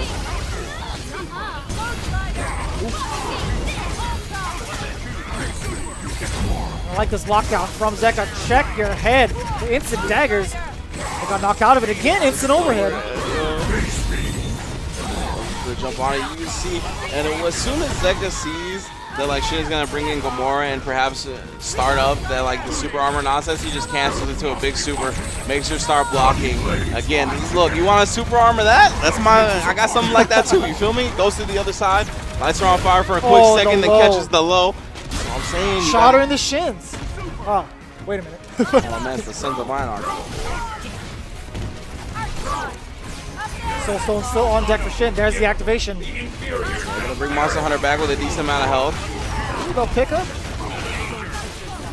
Alright, he's gonna cash in the level 3 here. Not quite yet. Nice, still getting a conversion here. Decent amount of damage. I'm surprised he didn't go stand fierce into the level 3. Melted up. Oh no, super! He's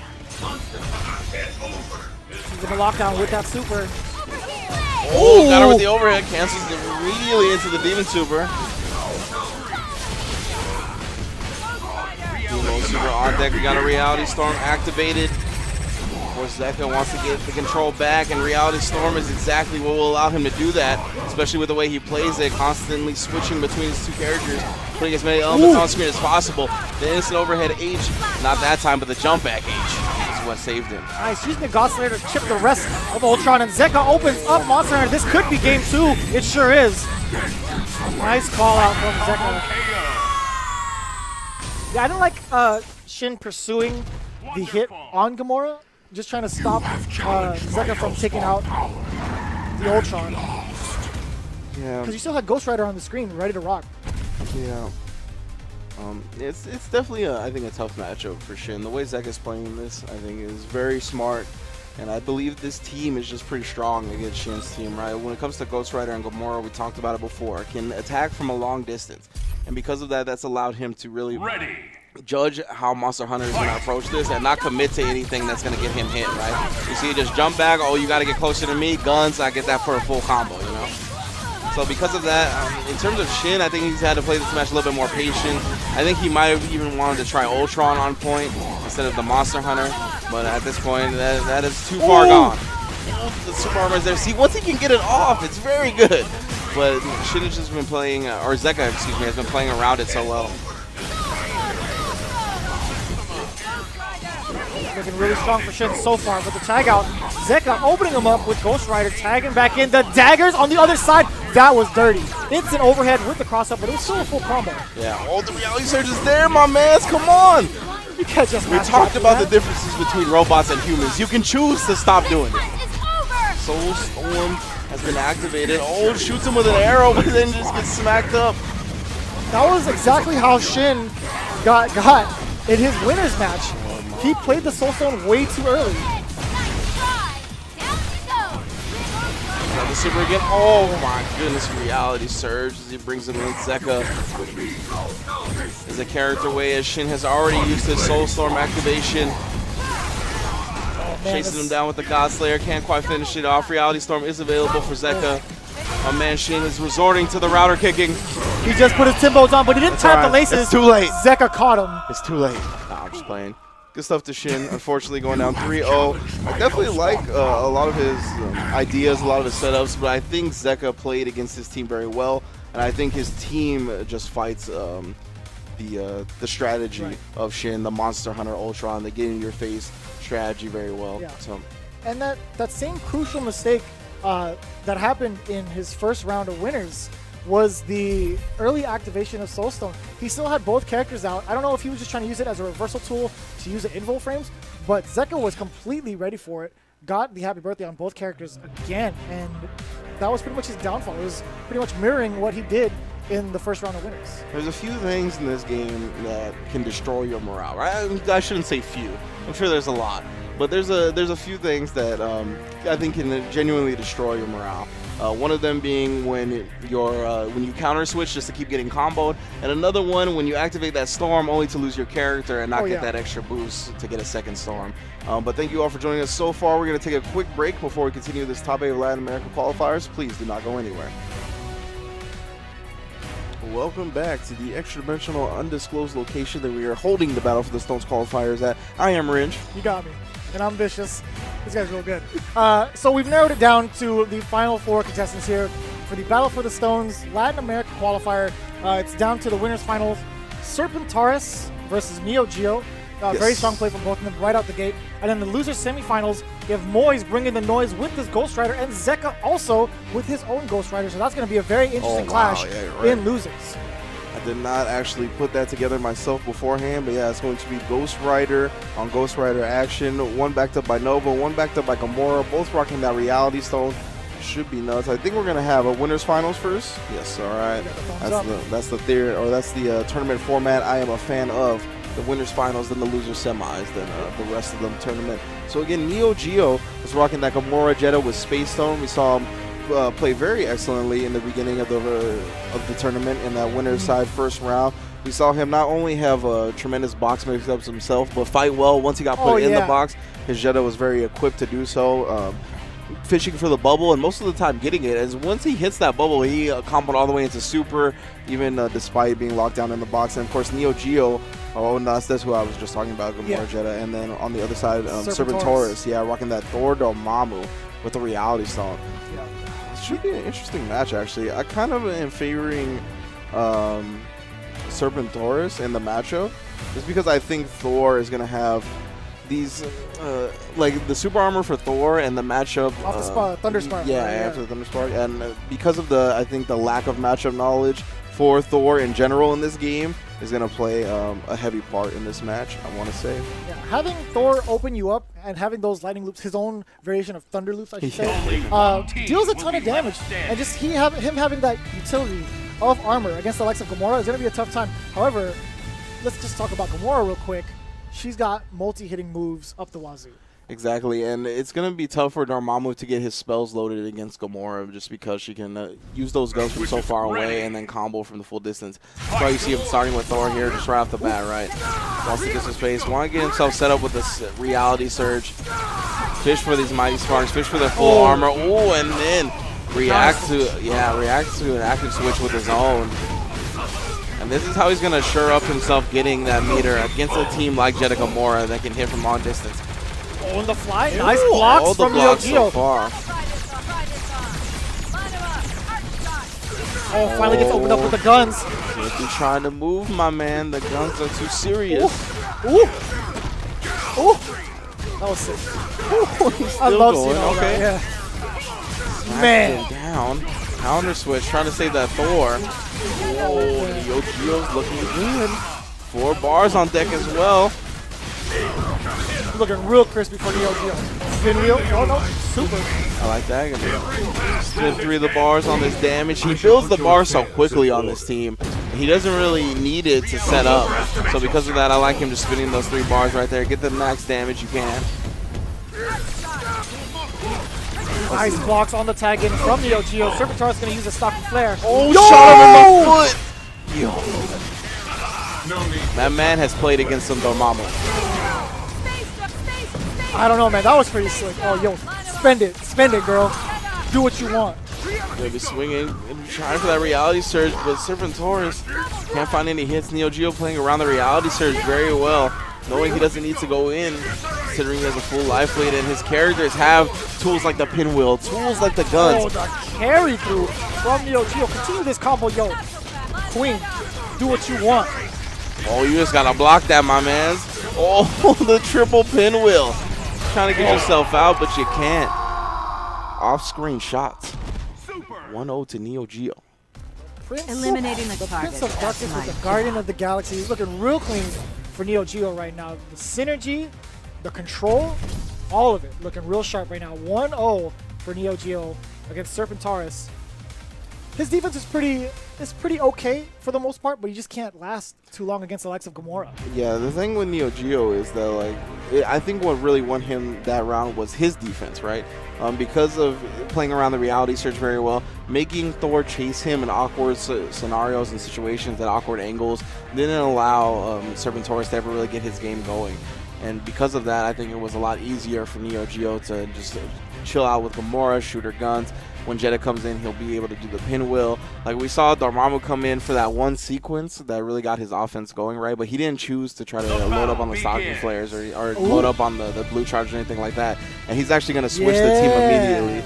Yeah, Thor was actually, I thought he would be able to do more with Thor, but it looked like it was too much of a struggle trying to chase down that Gamora with the reality surge. I like the answer, speed with speed. And speaking of, already out the gate, Gamora swinging for the fences, getting these loops going. And the reason, advancing guard the dagger is crucial because that puts her in a knockdown state too. Yeah, he could have comboed off of it. I think he just wasn't expecting it. We got, of course, the bolts from Dr. Strange. He gets a free combo off that from himself in this game. Man, he has so much meter. He's got to be spinning this soon. Yeah, he's going to counter it with a 3. Ooh, and he was up close. You didn't give him a chance to switch. That is so sick. Level 3, he gets the bolts out as well, teleports back in the front. Godslayer is going to get rid of the bolts. He tried it. Almost finished off Gamora, but in the box. Yeah, that just caused Vajra to whiff completely. This might be a dead ninja. It is. That's rough for Serpentaurus. You know that Mind Stone is specifically here so he can get all the Ouroboros he wants. And now it's not going to be available. He's going to have a lot of spell Vishantis if he wants them, though. And those are great for punishes from anywhere on the screen. Ooh, try to cancel it into the bolts, but the switch from Neo Geo is going to interrupt it. Take him all the way to the other side of the corner as well. 3 bars are available. Serpentaurus has to think about when he's going to activate this Mind Stone. Ooh. No pickup, though. Yo, and the weight, the respect for both players. The blocks! Oh, but not enough. You can only block for so long, dude. You cannot withstand. Into the corner. Godslayer, yeah, that's going to be 2-0 for Neo Geo. No significant answers from Serpentaurus yet. No, yeah, it looked like a decent game. It looked like it was going to be a competitive match. But as soon as Strider dies on this team, I think this team completely falls apart. Yeah. Strange with 4. Strange with 4 bars is cool, but unless it's in a scenario where it's a one-on-one with like similar health, he's not going to come out on top. I think Strange is definitely one of those characters that functions, that needs another partner to function. Period. You know what I mean? Like otherwise, he is just gonna flounder. Just definitely needs more functions. Yeah. Neo Geo already getting 2-0 over Serpentaurus. You know, if you play keep away too, just kind of reiterate with Doctor Strange, he does have a great keep away game. He does have flies, he does have teleports. But again, being able to spot punishes with Spell of Vishanti would have been pretty crucial towards those last remaining seconds, but we'll see if he remains with that team. No, he's going back to Thor Dormammu. Okay. Yeah, it's a rough team to play. Just because of how fragile it is, really. As soon as Strider dies, the team ceases to exist, honestly. Yeah. So because of that, and because of Strider being a 90 health character, you just don't want to take that chance. I understand. Thor Dormammu can take some more hits. Also has the reality surge back of him, that safety blanket of the neutral surge.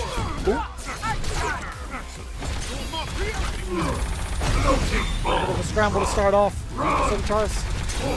The fly. Flies all the way over for the high-low.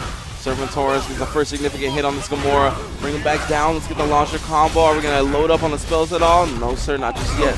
Stocking Flare is here, though. Oh, the overhead.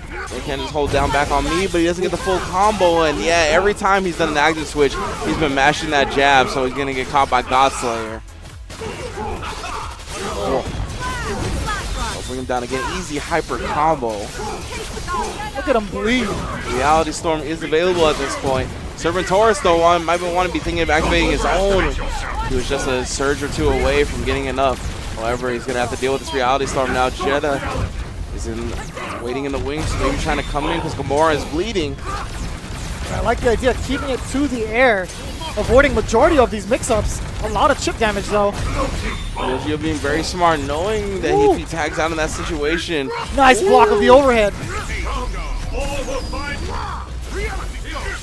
That was great stuff. Neo Geo knew that if he would tag out in that situation, it was easy pickings for Serpentorus to start hitting Gamora. Oh, the conversion, man, he's got limbs. My man, Chris Hemsworth with the limbs. Can't get it that time. Blows through the pinwheel. Just taking space back. He's very close to getting these thorns. We haven't seen it once this set. Oh, and we're still not going to see it because he tried to cancel into it there, but he got shot. He's just spending time in the air. All right, Godslayer getting Thor on the way down. Yeah, tried to mix him up afterwards with Jetta as well, but good blocks.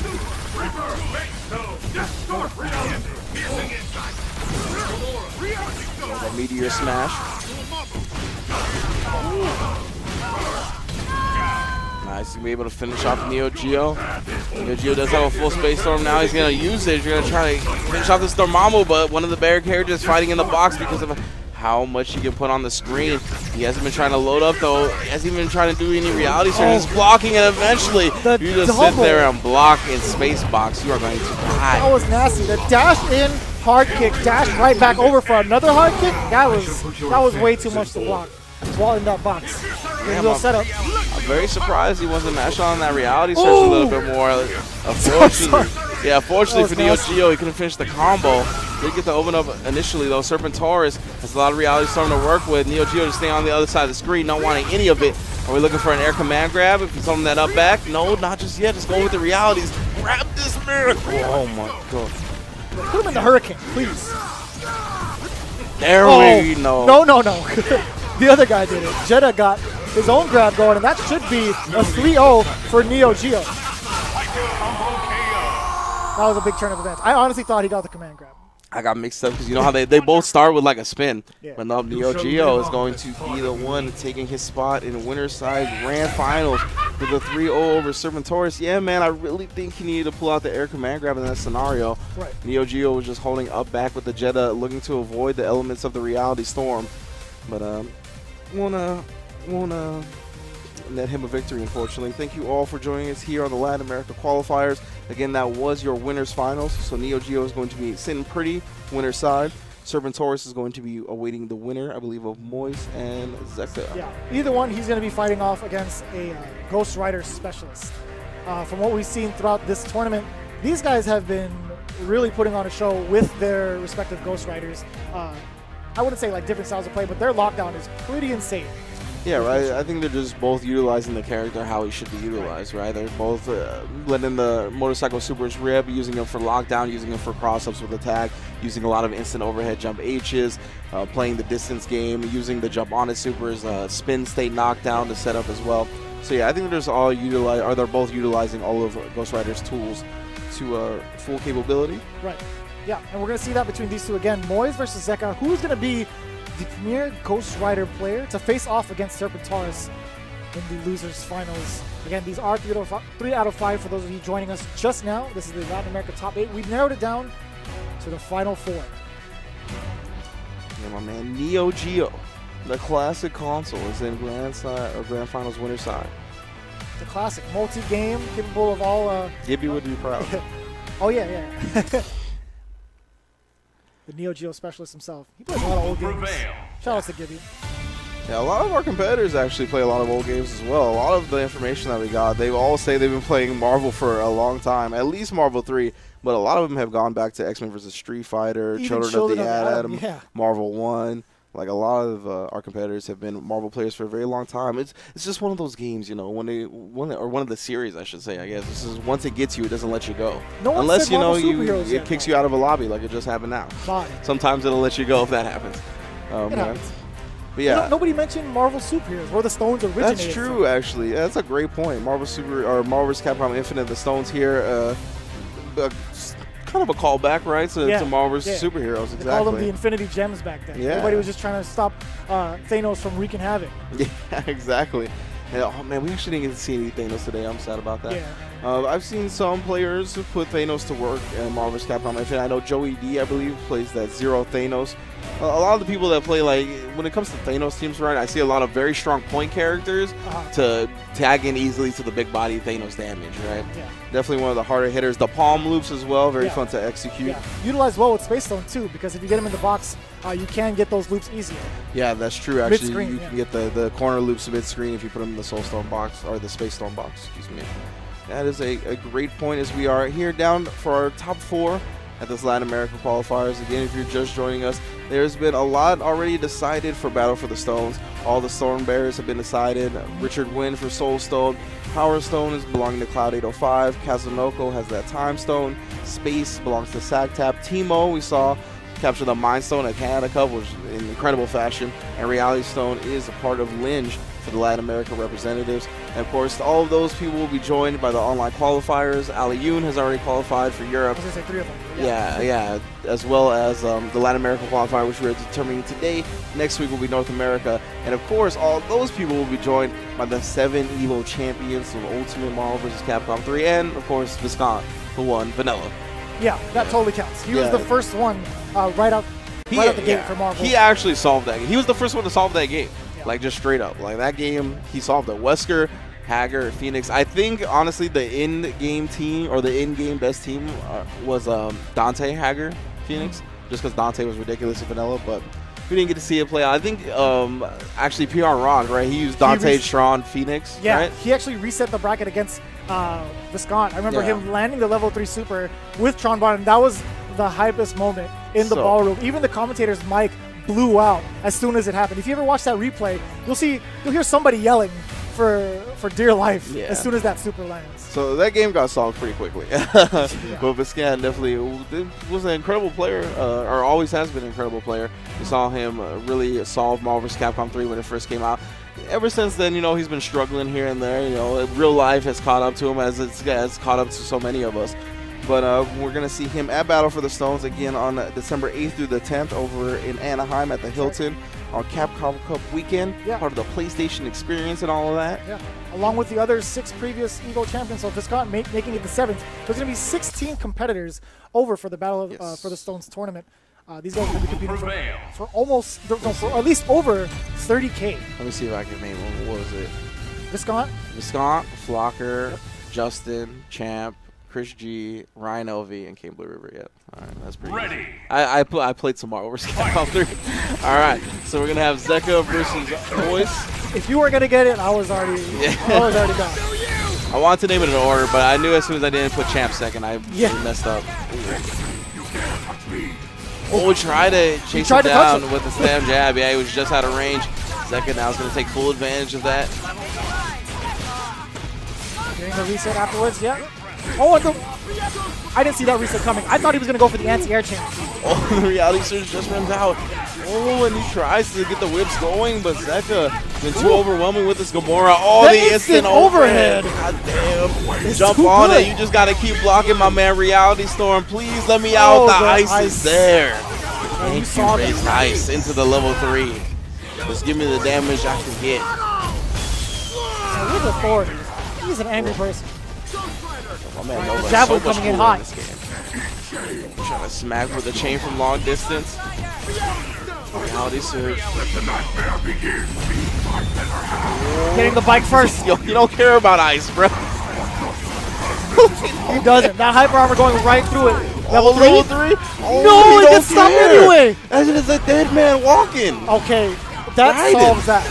Yeah, exactly. Now I know. Yeah. Now I know. That's pretty crazy. Ghost Rider looking real good right now. Oh.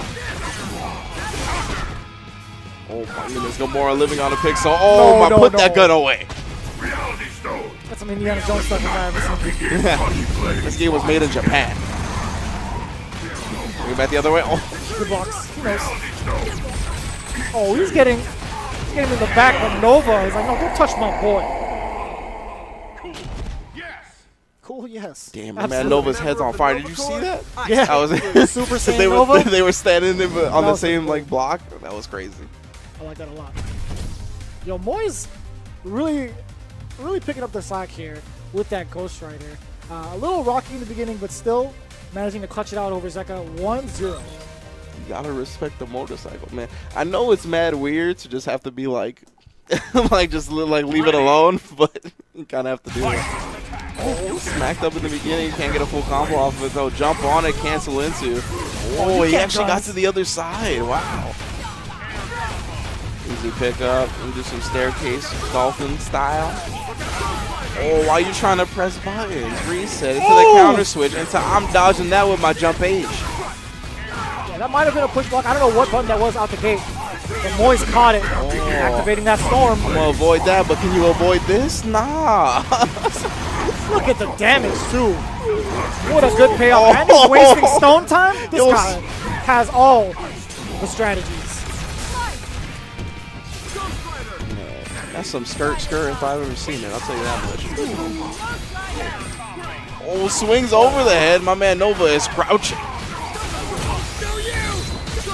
Oh, yeah, it's out of the distance, only to get smacked up by the flame breath. I feel you. Oh, from right above the head. Can he do it? Can he do it? Oh, yeah. Okay. Good call. Yo, Moise, with 77 seconds left on the clock. Yo, 2-0 on Zeka. Pretty easily. Yeah. Whipping out all the bikes. Nova Corps, I can't How is he going to have 6 bikes in a 12-card run? He's just. They keep asking him, but he's never gonna give an answer. He's too savage. No. He's too savage. Moise 2-0. Yeah, he's playing like a rock star right now. That's for sure. So far, pretty impressive stuff from Moise. Again, that Ghost Rider play, covering all the defensive options Zeka had with the counter switch. That's what started it off, right? Gomorrah was in dire straits, had to spend the bar to counter switch, and then boom, that jump H to stop that, whatever it was, a button or a push block, stop it dead in its tracks. The story has been at the 99-second mark, Moise has taken control, and then by the time he gets the counter switch, he just goes into the Ghost Rider super, and then he gets very confused about how to approach the situation after that, because it's like I finally get my turn, but my turn is having to watch the super. Ready. It's very tough to deal with.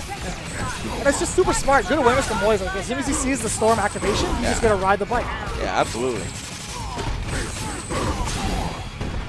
Oh, the Power Stone switch actually from Zeka. See if this is used from, but yeah, of course, the reversal properties on that super, giving him invo before the freeze. Oh, nice counter and the pickup. Yes, sir. He's gonna get both. He sure does. Yeah, I can't believe we got both. Unfortunately, Ghost Rider finally gets himself out of there.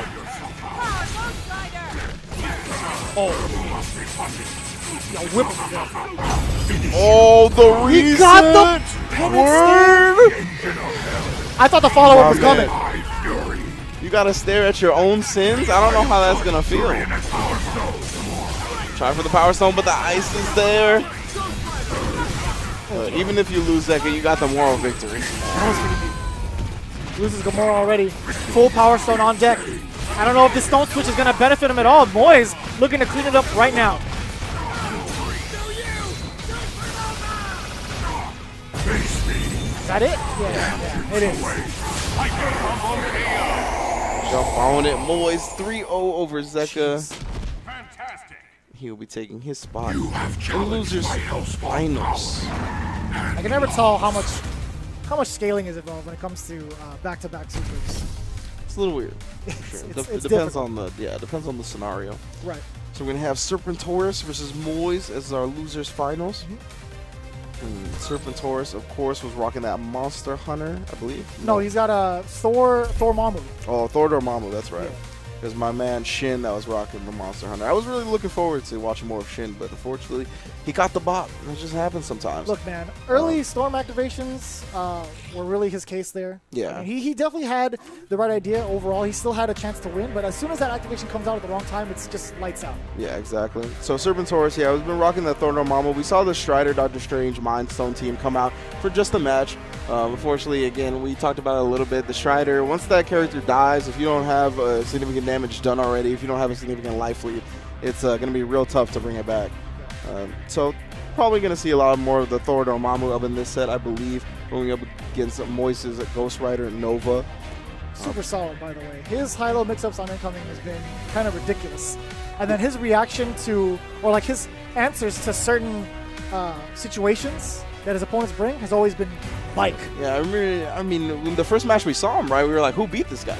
Like, that was what we wanted to know originally, right? He definitely seems like the strongest player coming out of the losers bracket, and his play has shown that so far. We're going to see if he's going to be able to take his spot in grand finals to face off against Neo Geo, but right now we're going to see if Serpentorus can get his run back. I'm not sure who I favorite in this set coming up. Honestly, probably Moist, just by the way he's playing. And again, Thor Dormammu, I think, is going to have a tougher time setting up against that Nova Ghost Rider team. Ghost Rider having the long distance chains, the motorcycle option, just to kind of disrupt whatever Thor Dormammu wants to do. Dormammu, again, is going to have a lot of hard times summoning spells or getting spells loaded up because of the long change from Ghost Rider and the quick mobility from Nova, right? That's one of the fastest characters in the game. Nova can close the distance in a variety of ways, whether it be the dive kick from the top of the distance that we've seen him set off the hard unblockables off of, whether it be the ground dash speed, the air dash speed in general, the dash over dolphin kick covers a great distance. Wide hitbox as well. Wide hitbox. So definitely a problem, I think, for Thor Dormammu. We're going to see how Serpentorus keeps it together here as he combats this strategy. And we always ask for some sort of phrase these guys like to use in their own personal lives. We asked this in the chat right before they get showcased in top 8, and Moyes, his personal phrase is "Bye bye Dante." Pretty. Damn. Needless to say, he's happy about the upcoming changes that are happening to the homie Dante. All right. Somewhere. It's fine. It's only gonna weed out the fake Dante players anyway. I'm okay with it, you know. Oh man. The respectful stare down, I understand. Sometimes mom burns the hot pockets and you have to go make sure the kitchen's not on fire. That's one of those situations, you know? Putting out the fires. Ghost Rider not really doing so well. All right. Yo, can I get an optimal combo, dog? Or are you just going to slap him? Oh, I thought he learned a new sequence. Slap him. I feel you. All right. These are his reps. He's trying to get both the biceps and the triceps on the pullback. It's fine. I understand. Getting some shoulder work in there. Really smart play from Ghost Rider. Yo, not perfect. Absolutely flawless. Perfect KO to start our losers. I'm just playing. That was fantastic. That was fantastic. You know, these things happen in the online circuit. Some people are just not ready to play quite yet. They're just trying to warm up and trying to see what their opponent's going to do at the start. Yeah. I'm not sure if it was just kidding. Like a legitimately a hot pocket situation, or if he picked the wrong stone, or maybe something like that. He's trying to get his Timbos ready just in case. He didn't finish tying up his laces. He's like, I'm not going to play this. I'm not ready. Yeah, I forgot about it. That's always an option as well. Got to position yourself in prime router kicking position. Yeah, Moyes just bounced out of there. He's like, you know what? I'm gonna put my Timbos on too. I wouldn't be surprised if they're playing at each other's house. It's the game you want to play, huh? They're probably at the same LAN center or something. Yeah, it very well could be, for sure. Yeah, I'm not sure. I haven't been to Brazil personally, but I'm not sure of the LAN center scene or anything like that out there. Maybe. Who knows? The fact of the matter is, these guys are down to the top 3, and these guys are trying to fight for that spot for the online qualifier. This is the second one out of this 3, and the North American one is happening next Saturday, I believe, December 2nd.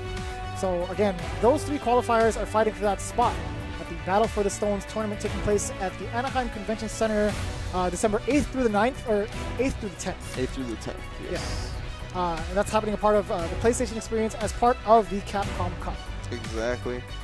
Yes, sir. I'm looking forward to that event very much. So I'm looking forward to getting our second online qualifier here today. As of course, Al Yoon qualified for the European region after coming up just short of obtaining the Soul Stone. He went in Milan, faced Richard for second place. So he finds himself a way in regardless. I heard the set was really good too, the final. I haven't gotten to watch it myself. All I've heard was that it was extremely close. And that's the most information I got. All right, so Serpentorus versus Boys. This is going to be losers finals. We're going to be getting game 1.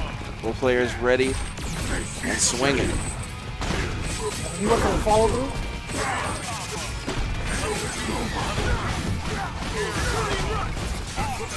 Oh, that's... Ooh! He's holding the up back. Got himself out of that hard to blockable situation. But again, he just cancels into the jump on. Is super. You still have to block. Oh, he actually got him with the dolphin kick, but Dormammu pressing that launch is able to get himself off. Yeah, we talked about it before. Every time we see that Storm come out, he just cancels into the Dormammu or the Ghost Rider Super. Really smart defensive play from Moise. With a ton of life left, and Serpentor is just running out of the Storm. Yo, catch these boots. Ooh.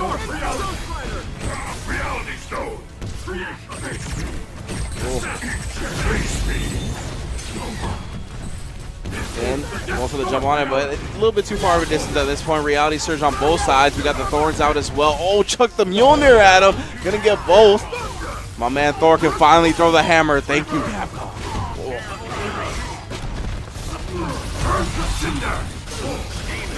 Back in. Give me your power. The Mighty Spark has a bit of active frames, but the way Thor started falling down made him not have to block it.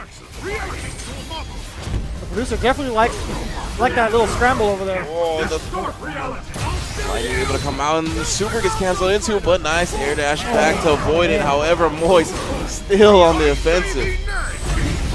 Again, right into the super. Activated all you want, fam. I'm just going to run you over. Oh, and he's going to get the continuation. He's getting Dormammu on the way back. You know my man Ghost Rider is not from California because there's snow on the ground and he is chilling. He is still riding that bike like nothing's happening. He's a professional. He has the tire chains ready. Yeah. He knows how to traverse in weather. Another Reality Storm activated from Moise at this point. Oh, the Thorns are out though. That's unfortunate. He actually hit both with the Lightning, took off a great chunk, but the Thorns are going to be there for allow for the full combo. Not quite a level 3, so he's going to settle for the Chaotic Flame. OTGs. Oh, into a second Chaotic Flame, into a Thor Super. Oh, that was a hit stun decay glitch if I've ever seen it. Yeah. My man Serpentor has him online. I feel you. I don't know how we feel about those.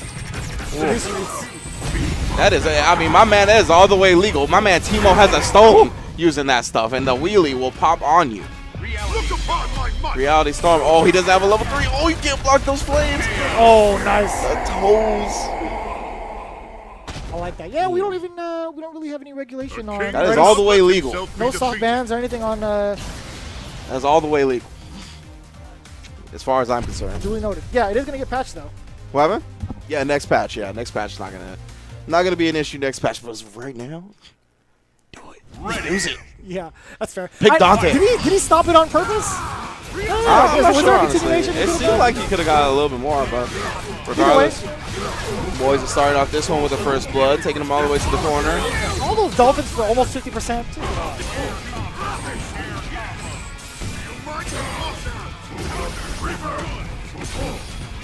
From long distance. Oh, smacked him in the mouth. He tried to take to the skies. Reality Surges on both sides, but I got this chain, fam. And I got these moves Carlton taught me well.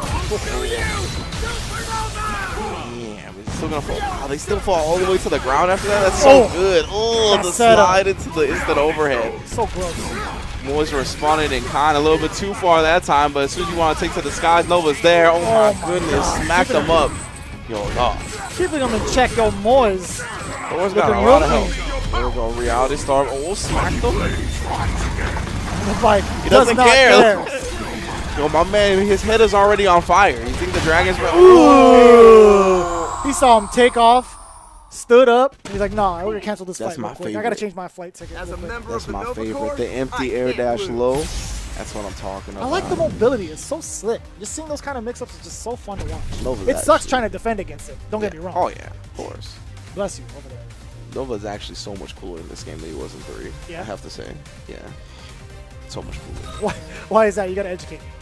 I just in general, in terms of gameplay, he had like a wonky air dash. Like the air dash, like straight down and straight up, were very fast, but like the side ones picked up momentum, and like the down forward one like was like kind of more Iron Man-y, like traditional Iron Man-y than it was like Magneto, like it is in this game, you know.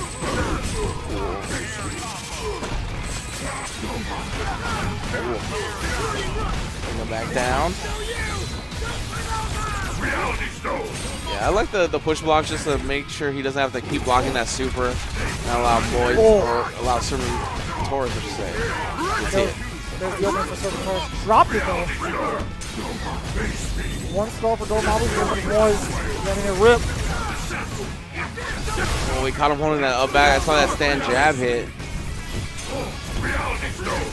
Superstars hasn't found a solid answer for the neutral that Moise is playing with, with Ghost Rider. Yeah, I think this team. Oh my goodness, I can't. He doesn't care. Doesn't care about the thorns, dog. You gotta save those. Why are you gonna even try to let your spells run? Well, the bike is out. Yeah, my man Ghost Rider is not a seal friend. All right, I'm not looking for any kisses.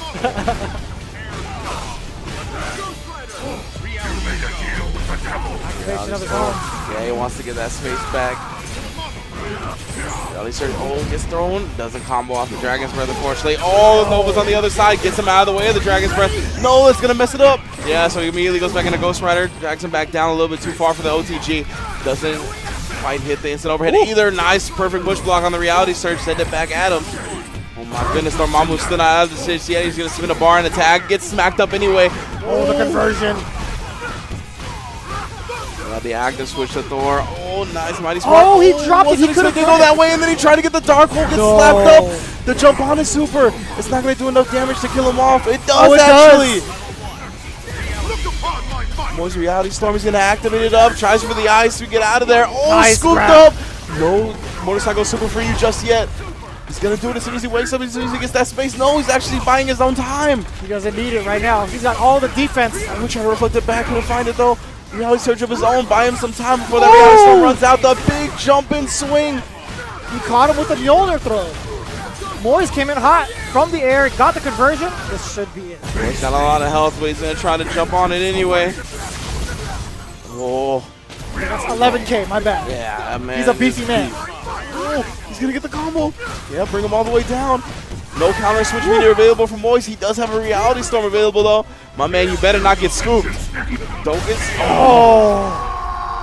The thunder. You think he'd be immune to that. Interdimensional lightning he would different so. than thunder. He would hope so.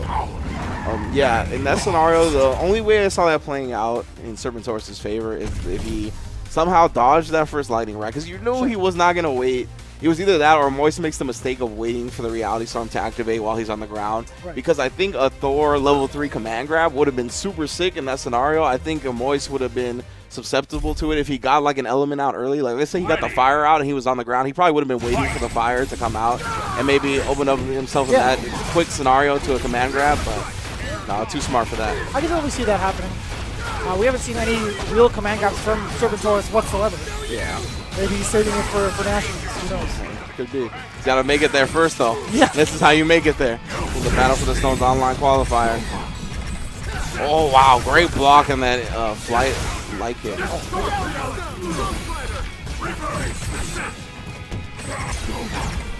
Oh, touchdown! Stand overhead.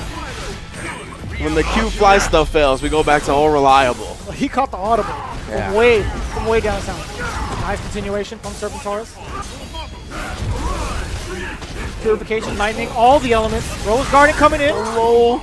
Actually, wall bounce. Stop touching your poor Thor. Serpentorus switch back in the Thor. Yeah, Reality Storm on wake up for Moise.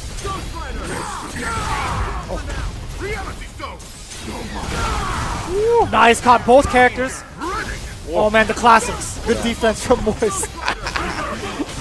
Oh, the ice into the level 3. Oh, that's a command grab, man. Let it rock anyway. He's feeling it. It's fine. Yeah, he definitely got the combo regardless. Thank you, Ice. Bring him all the way down. Oh, just went over the reset, but he runs into a Reality Surge for his trouble. Reality Surge on Reality Surge. Both sides bringing him out. Oh, 2 for 1 to end it. Moise. 2 chains, but he's got him a few on. Taking it over 3-1. I can't lose. Good pickup. Yeah, it's going to be Neo Geo versus Moise in the Grand Finals. Thank you all for joining us here. The Latin America Qualifier on twitch.tv/Battle for the Stones. Of course, I am Ringe. This is Vicious. We got Kevin Hobb behind the boards. Thank you all for tuning in as we are going to be going to our Grand Finals momentarily for sure. Just in case you are just joining us, a big ups to all the rest of the top 8 that has joined us so far. Serpentorus, Shin, Neo Geo is the one waiting in Winterside Grand Finals. Asilo, Dante, Link X, Zeka and Chrono Massacre all had some nice showings, but we are down to 2, and that is Moist and Neo Geo. Of course, Moist is going to be coming in from loser side, as you saw him just defeat Serpentorus. And yeah, man, we saw Neo Geo do a lot of work with the Gamora Jetta earlier, right? Space Stone, logging his opponents down. Keeping them in the traps, yeah, exactly. Actually, great utilization of the Space Surge as well, constantly pulling his opponent into the pinwheels. Yeah, it's some good stuff for sure. I do like the synergy from Neo Geo. We only saw him play about twice so far, but he's looking really solid. It's always needed to coming play. into grand finals, again, that Jetta Gamora synergy along with Space Stone, keeping that offensive lockdown is a huge threat. I kind of want to see how Moise responds with his defense. Right, again, these characters are pretty mobile. I would say Gamora more ground-based, but having that mobility in the air with the guns too to kind of close the distance. That's why I think she's more of the higher mobility characters in the roster. Yeah, and yeah, exactly. Like, it's her mobility isn't like right there for face value, right? It's not like Nova or the flight characters, right? Yes. But she has that same ability to cross the distance of the screen very quickly. She has great corner carry. Yeah, like her conversions are so easy. Her combo conversions are easy, and they take you all the way to the other corner, allowing for easy setups with Jetta. Like, we also have seen Neo Geo barely use any meter to set up. Like, he's just been able to build the combos in such a positive manner that gives him like a level 3 to spin in the second combo of the game. So yeah, it's definitely been good stuff from both players. Very efficient. Very much so giving the ink for the contracts. Let's see how Moise responds to this team. Oh, what? Good pickup. Falls down to the reality surge. Yeah, immediate attacking the Nova is going to allow for a full combo pickup. Yeah, he just brought it back down. Oh, word? I thought that was a low. My man didn't even do a low. He did double overhead. That was gross. Low that time. Oh, why are you holding up back forward? Doesn't get the full combo. Oh, he got it down. Yo, you are not finding any way out. Neo Geo has already lost a character. You got a full Space Storm. But you got 2 characters to deal with. Moist looking sharp. Oh, to the other side we go. My goodness gracious. I'm calling the reset now. If you're going to play like this, it's like I'm calling the reset now. Yo, we're going to the level 3 from long distance. Ugh. Oh, man, no. Ooh. And that level 3, that's another reason he's so much cooler in this game. Damn, that level 3 is sick. Yeah, I don't know what to say about that one. Neo Geo didn't. 1-0, that's what you say about it. Yeah, I'm calling the reset now. Damn. I don't mean to be biased, but yo, Moise. I want to know. I want to know if somebody beat him or if he lost in the classic disqualification. I don't know, man. Because he is looking sharp. He is mad. He is one angry fella. Yeah? Yeah. You can't just be happy playing like this? No. Look at his motivational phrase, man. Bye-bye Dante. You're like right. You're right. He's definitely got some feelings that he is expressing currently. He plays probably the angriest character in the roster. Ghost Rider's seen a lot. Yeah. Already over in game 2. You see Neo Geo already a little bit more timid, right? Coming to the top of the screen, trying to get those pinwheels, but that's not how you're going to defeat this team, my man. This is so good. Already, what's next? Oh, he drops it only for the hard unblockable. Nice block, though. Oh, yo, he's just letting it rip, too. Oh, word! The crouch jab anti-air on the guns for the full pickup. Go ahead and counter switch. I couldn't care less. Ooh, so sick. With the slide pickup afterwards, great awareness from Moise. Oh, back to square one. You gotta come through. It's not that easy. Oh, nice good throw. Yeah, he wanted to stand overhead again. We got that OTG, heavily scaled from the throw. Let's see what the reset looked like. Oh, we just dropped them combos. You know how it be. Infinity Storm put this man in the box. Finally put in the quarter in, getting the play. Oh, the classic. Somebody put their Timbos on. Oh, that was an interesting fall. Never seen that reset before. Very classic. Yeah, very. The most expensive reset I've ever seen. Yeah, the cam caught. Give me your power. A little bit of peekaboo there. You gotta be careful, man. Those Comcast branded Tims come with a new internet plan. Oh, the overhead! I'm telling you, that touchdown scenario always works out for Moise. Oh, the uppercut coming in from Gamora. No conversion. Tried to dash up. A little bit of an error there. Timbo's too tight for Neo Geo. Oh yeah, he's gonna be able to get that full combo, pinwheel into guns all day. And you know what we talked about with Gamora, bring him all the way to the corner, easy hyper combo. Give me that space. He's almost up to the meter. He's almost up to another box with both characters. He's got it. I like that. Oh, smacked him out and gets rid of the pinwheel. My man Ghost Rider is above such things as routers. Yeah, he's got the Supreme Timberland Collaboration Timbo Special Edition, kicking him from in his seat. Oh my god! That is disgusting. That was actually gross. The low flight activation from Nova into the dash over as the last hit of the jump on it connects. Moist looking good. He's going to tag in. That was some good push blocks. Give him a scenario to get out. Touchdown, Giants! Look, I know they relaxed the penalties on celebrating with touchdowns this year, but this is a little OD, all right? You don't got to spike the ball that many times. Yo, 4 for 5, he's going to keep doing it, though. You know that. Nobody's going to regulate him. 2-0 for Moist. That was, oh, man. The flight mix-ups with Nova, because his flight is so low to the ground, So are gross. ridiculous. It's so gross. It's nuts. I blinked and I saw him on the other side. Yeah, we saw Justin use that at Canada Cup with Nova as well. Oh, no conversion there. Did land the hits, but here comes Moise. Neo Geo, a little overzealous on the buttons. Oh, trying to catch these push blocks. He's trying to catch him.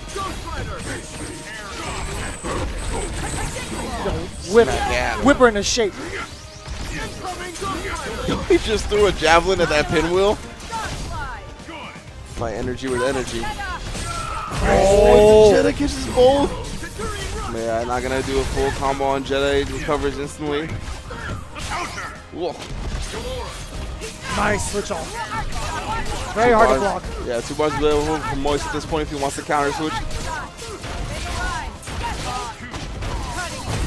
No reset, going straight into Godslayer. He's gonna set up a lot of Space Stone uses. Pinwheel? No, just straight up Storm. I like that. Oh, there's. Yeah, cancel the recovery of the pinwheel into the Space Storm and then open them up.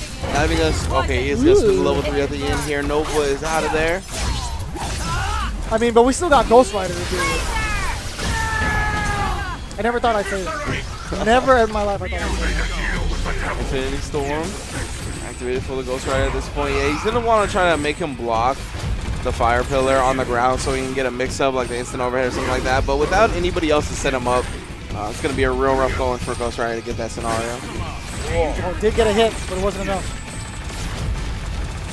Finally got it, but yeah, the block on the overhead was there. Man, I'm waiting for this penance stand. Ooh! Should be able to tag in a full combo, yep. Nice pickup. I'm stealing them. Reset. Still going, pinwheel out. Oh, and he back rolled. Oh, good block on the overhead though. He was anticipating the forward roll. He went for the command grab to hit on the way back.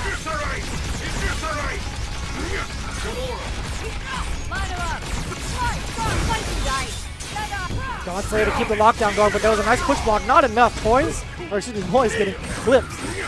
Yeah, gonna be swinging out with the chain once again, swinging out the pinwheels, knowing that Moise has to come to him now. Not gonna get any type of overzealous and just let him run into the pinwheel, cancel into the air super, and Neo Geo puts himself on the board in this first set.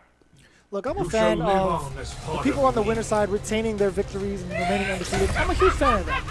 But with the way Moise is playing, I wouldn't mind seeing him reset the bracket. Okay. All right. Moise is definitely playing at the top of his game currently, utilizing all the Ghost Rider Nova strats. Like I said before, right? Ghost Rider and Nova, he's using both these characters very well. It's very hard to set up shot from long distance against this team because of the Ghost Rider long normals and the mobility of Nova. Oh, but he's got him blocking early with the pinwheels. This is huge. Jeez. Yeah, oh, actually a great block though on the hard of blockable. Ooh, but unfortunately for him, the tagging to Nova is what actually opens him up in this second match, third match, fourth. Will we see a counter? No, he just rolls out. He techs out of it into the pinwheel though. A little too high.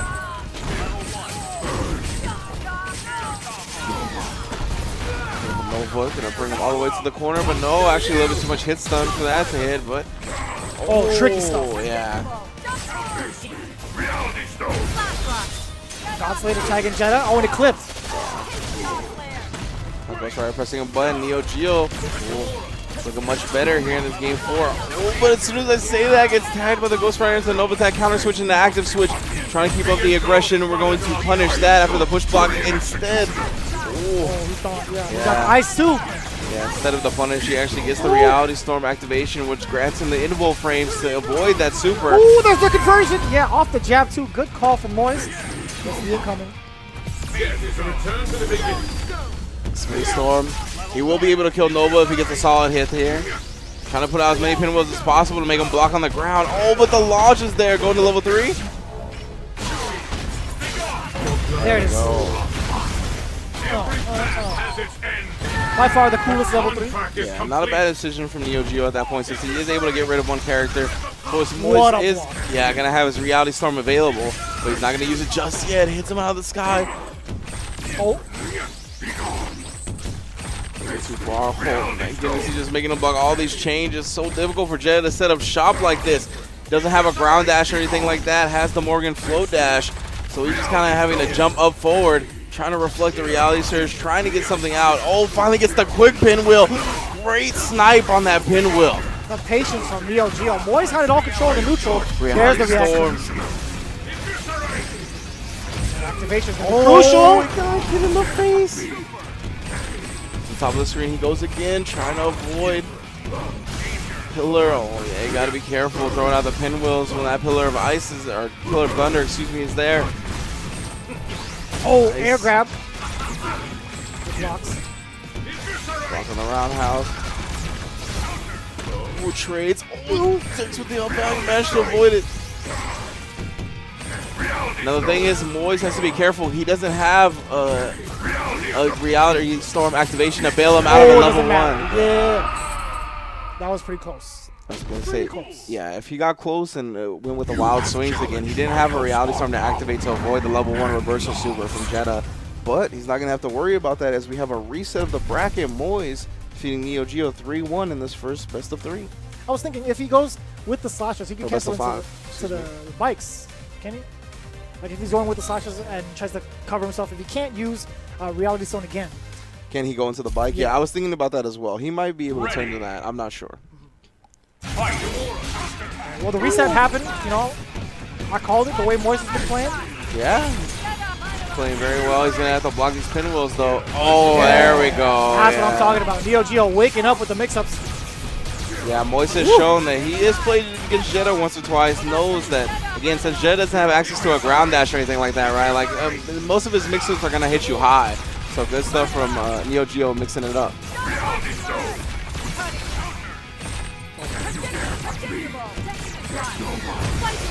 Godslayer reversal. Nova's going to jump out of there. Catch Ghost Rider for a little bit more damage.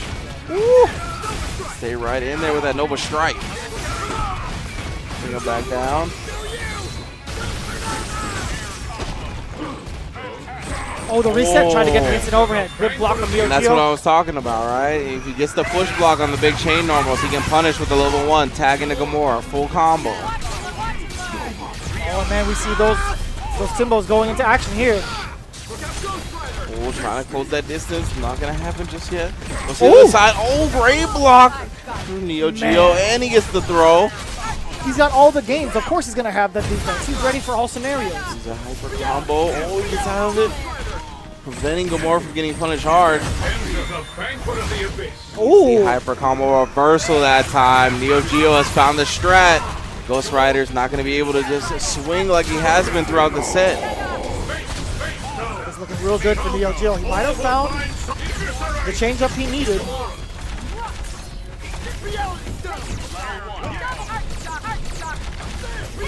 I like the defense from Moist still. Yeah, they didn't make much happen off that space box. Oh, punish.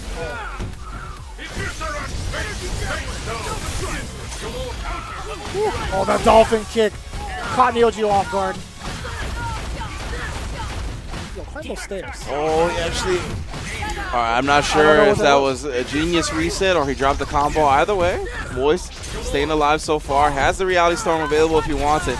The tough part is that Neo Geo is almost at a second space bar. Oh my gosh!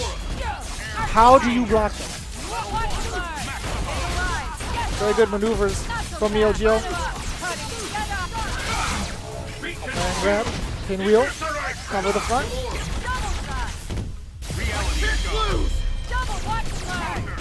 I don't know, this activation is going to be really reaching here for Moist. Oh, he gets under. Oh, touchdown! Touchdown directly into the level 3. It's going to be some decent damage on Jetta. He's still got such a long way to go, though, and Neo Geo does have the Space Storm available. He's going to have 2 boxes at this point. Puts him in 1. If he loses the character, he'll have another one. It's not going to be an easy time for Moist, and won't survive the first box. Okay, Neo Geo with the adaptation. Eliminating the target. A lot more patience, a lot cleaner, and these anytime he gets the play offense, it's always been very heavy on the mix-ups. Yeah, and I mean, we saw him figure it out towards the end of that first set, and we saw him utilize it very heavily here in this first game of the second set, is the push block into the level 1 with Jetta to catch the Ghost Rider limbs. And he's willing to do it because with Gamora, he's going to be building so much bar for himself. Yeah, he builds a lot of meter with his team. I don't think he's really tripping. Gamora's getting beat up. I don't know what's happening. That switch to switch gets both. Finds the low. Ooh. Picks up the combo anyway. Oh, actually came down with a dive kick while she was in ground bound state, so it just knocks her back down again. Whiffs on the instant overhead. Catches the tag and actually catches both, the 2-for-1. I don't lose. In the box. Storm, yeah. Neo Geo looking to gain his composure, gain control of this match back, putting out the pinwheels. How are you gonna block? You're gonna block overhead, you're gonna block low. Moist's defense looking on point. Oh, is that gonna connect? It does! Great stuff from inside the box, just in range. Didn't press any extra buttons, just went straight to the super, and that's all he needed. Oh, we slide out into the tag. That was genius defense turned into offense. That was so sick. Oh, and he tried on the other side too. Man. Moist responding. Ooh. Man, I thought Neo Geo looked good, but then Moist was like, nah, I'm just going to turn it up even another notch. That defense was fantastic. That slide into tag was some of the prettiest defense into offense I've ever seen in this game. Yeah, then immediately after, when the jump on a super was out, he did the mix-up again with the fly, a very low fly. That was awesome. And got it over Neo Geo, tying it up. That was kind of sick. Yeah. I'm definitely stealing that. I need to see all of this. Ready. You don't even play Ghost Rider. No, I want to play Nova. Oh, you want to play Nova? More. Ooh, the launch coming back.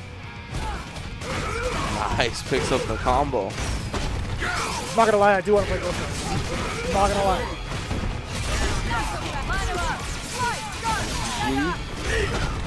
Put him back down right to the pinwheel. That's the stuff you want right there, but he's just starting with the overhead. However, Moy's getting a little antsy. Finally takes a hit on the high. No need for traffic to play. Nova is taking a huge beating right now. Oh, and from the other side, but no, Moyes gets the grab. He's blocking the overhead again. Ooh, okay, get the grab. Teach you with the crouch roundhouse. I feel you. Oh, that was sick. Good block from Neo Geo. The super out. Oh, and actually punished her gun. Gonna trap for the level 3? Oh, no? Okay.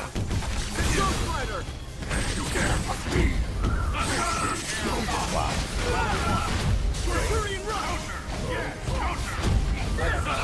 Are you ready? Oh, just using level 3. Oh, it's a punish afterwards, so he's not going anywhere near the corners. I assume Moyes wanted the tag after doing the level 3, but the space box Infinity Storm prevents that. So Neo Geo with the response. I shall put your affairs in order. Gamora wasn't done yet. I am God, Fury and Executioner. Oh no, he gets stabbed right in the skull. That was slick. Yo, Neo Geo with all the answers too. That was a really great response Eliminating to the Nova target. level 3. That's my Not job. letting him fly anywhere in the screen, just keeping him trapped in the box. And again, the most important thing, keeping him from tagging out his partner. Yeah, it's something we actually haven't really mentioned that much, but one of the biggest advantages of using Space Storm is that once you activate it, your partner loses his ability to tag out. You know how much faster these games go by having a rematch button in Fringe? Yeah, it really is. Ooh, Dolphin kick staircase, bring him all the way down. Let's get some damage coming out. I believe even after this, he'll bring him back down. Yeah, you see, he wanted the knee off that ground bounce to get that reset again for the instant overhead, but he timed it wrong. Oh, push them back into the pinwheel. Trying to chase this man down. Oh, he got he's the sword. swinging. Oh, he thought he recovered in time. So press a button. Smack up against the wall. Moist looking good. He wants to send this to a game 5. Jump on it. Carlton Banks. All the way down. Boogaloo Shrimp. Boogaloo Shrimp. Yeah. Will the Thrill and Boogaloo Shrimp. Yeah. I definitely forgot their names. That was good stuff. Oh, the anti-air crouch jab is this Street Fighter 5. Take those out, please. Oh my goodness, you swinging with that scythe, but you gotta catch these feet. Purple City. Oh, what side was that on? You got lost in the scissor, my friend. Oh, we got him? Yes. Oh, good stuff. Oh, we still got him, yeah.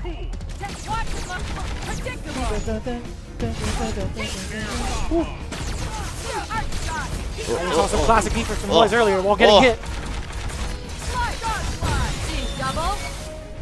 Shot of Gamora, no stop. Dead in his tracks by a fist to the face. The classic Moist tying it up. This has been tooth and nail between these two. It's the final game coming up. Two Gamora's one fist. That is Nova's fist. Just like old times, huh, Gamora? To the face. We're going to be 2-2. And again, this is the reset of the grand finals. Yes. So both players already on loser's side. Moist took the first set 3-1, and we are down to a game 5. Here we go. We're about to crown a qualifier from the Latin American region. Who's it going to be? It's looking like Neo Geo right now with the opener. Getting those loops. Get the reset going. Knock him down with that uppercut. In comes Jetta. This is the rough scenario, right? He builds 1.5 bars just with that combo alone. Gets up under, push block him back into the pinwheel, but however, Boyce is still going to get to play. Oh, the guns. Oh, he is mashing that crouch jab, and he finds the hit. The conversion again. Nova already takes him almost all the way to the other side of the screen. We got a counter switch into an active switch. Jump on it. I'm keeping this momentum for myself, fam. Gets both of them. They're coming into the air, going into the ground. OTG easy. What's the mix up afterwards? He's going to do a done attempt. Ton of damage. Caught him swinging. That's when the drop combo works out in your favor. We got a Space Storm. Back at him. Godslayer. Easy hyper. Get the damage I can get. Nova falls out of the box. This is the level 3 as well. We are really taking all the damage we can get at this point. Smack him up. Just about tied. Jump on it just to hit Jetta. Oh, the fly into the instant unfly low, my man. That's so silly. That might be it. He got both characters. He definitely did. That's a super. That could be it. Into the jump on it. It's enough to get Gamora. Is he going to finish it? He sure does. Moist is your Latin American champion. Yo. Miraculous. Absolutely. That As was a member of the little Nova OD. That was kind of sick. The unfly into the low. That unfly. After all the fly mix-ups, he saves it for the very last game. The unfly in his face low. Good stuff from Moist. I mean, he definitely looked like the top contender, even coming from the losers bracket. He started this top 8 in losers round 1, goes through Dante Ling X, went through Asilo, went through Zeka, went through Serpentoris, and now has gone through Neo Geo to take his spot at the Latin, or not take his spot at the Latin America qualifiers. He is the champion of the Latin America qualifiers and take his spot at the Battle for the Stones in Anaheim, California on December 8th through the 10th. Oh. Yeah, I'm super excited to see how he performs in the grand stage because this guy went through the gauntlet. I'm really curious as to how far along the loser side he was, or how far along he fought to make his way up to grand. Yeah, finals. how long he was in losers. Yeah, for sure. He's pretty insane. Yeah, It makes it for pretty insane. Yeah, great stuff coming out of Latin America. I mean, they were strong in Marvel 3, so I expected to see some top-level play here, Marvel vs. Capcom Infinite. Great and, talent overall. Yeah, and expectations exceeded.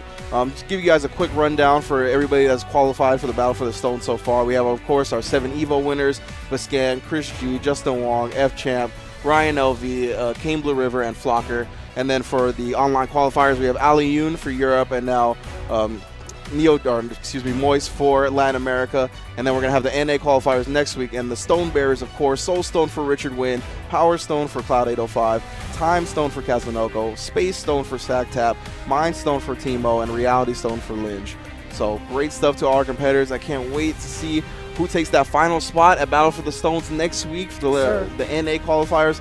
Please make sure to join us back on twitch.tv/Battle for the Stones. We'll see you soon.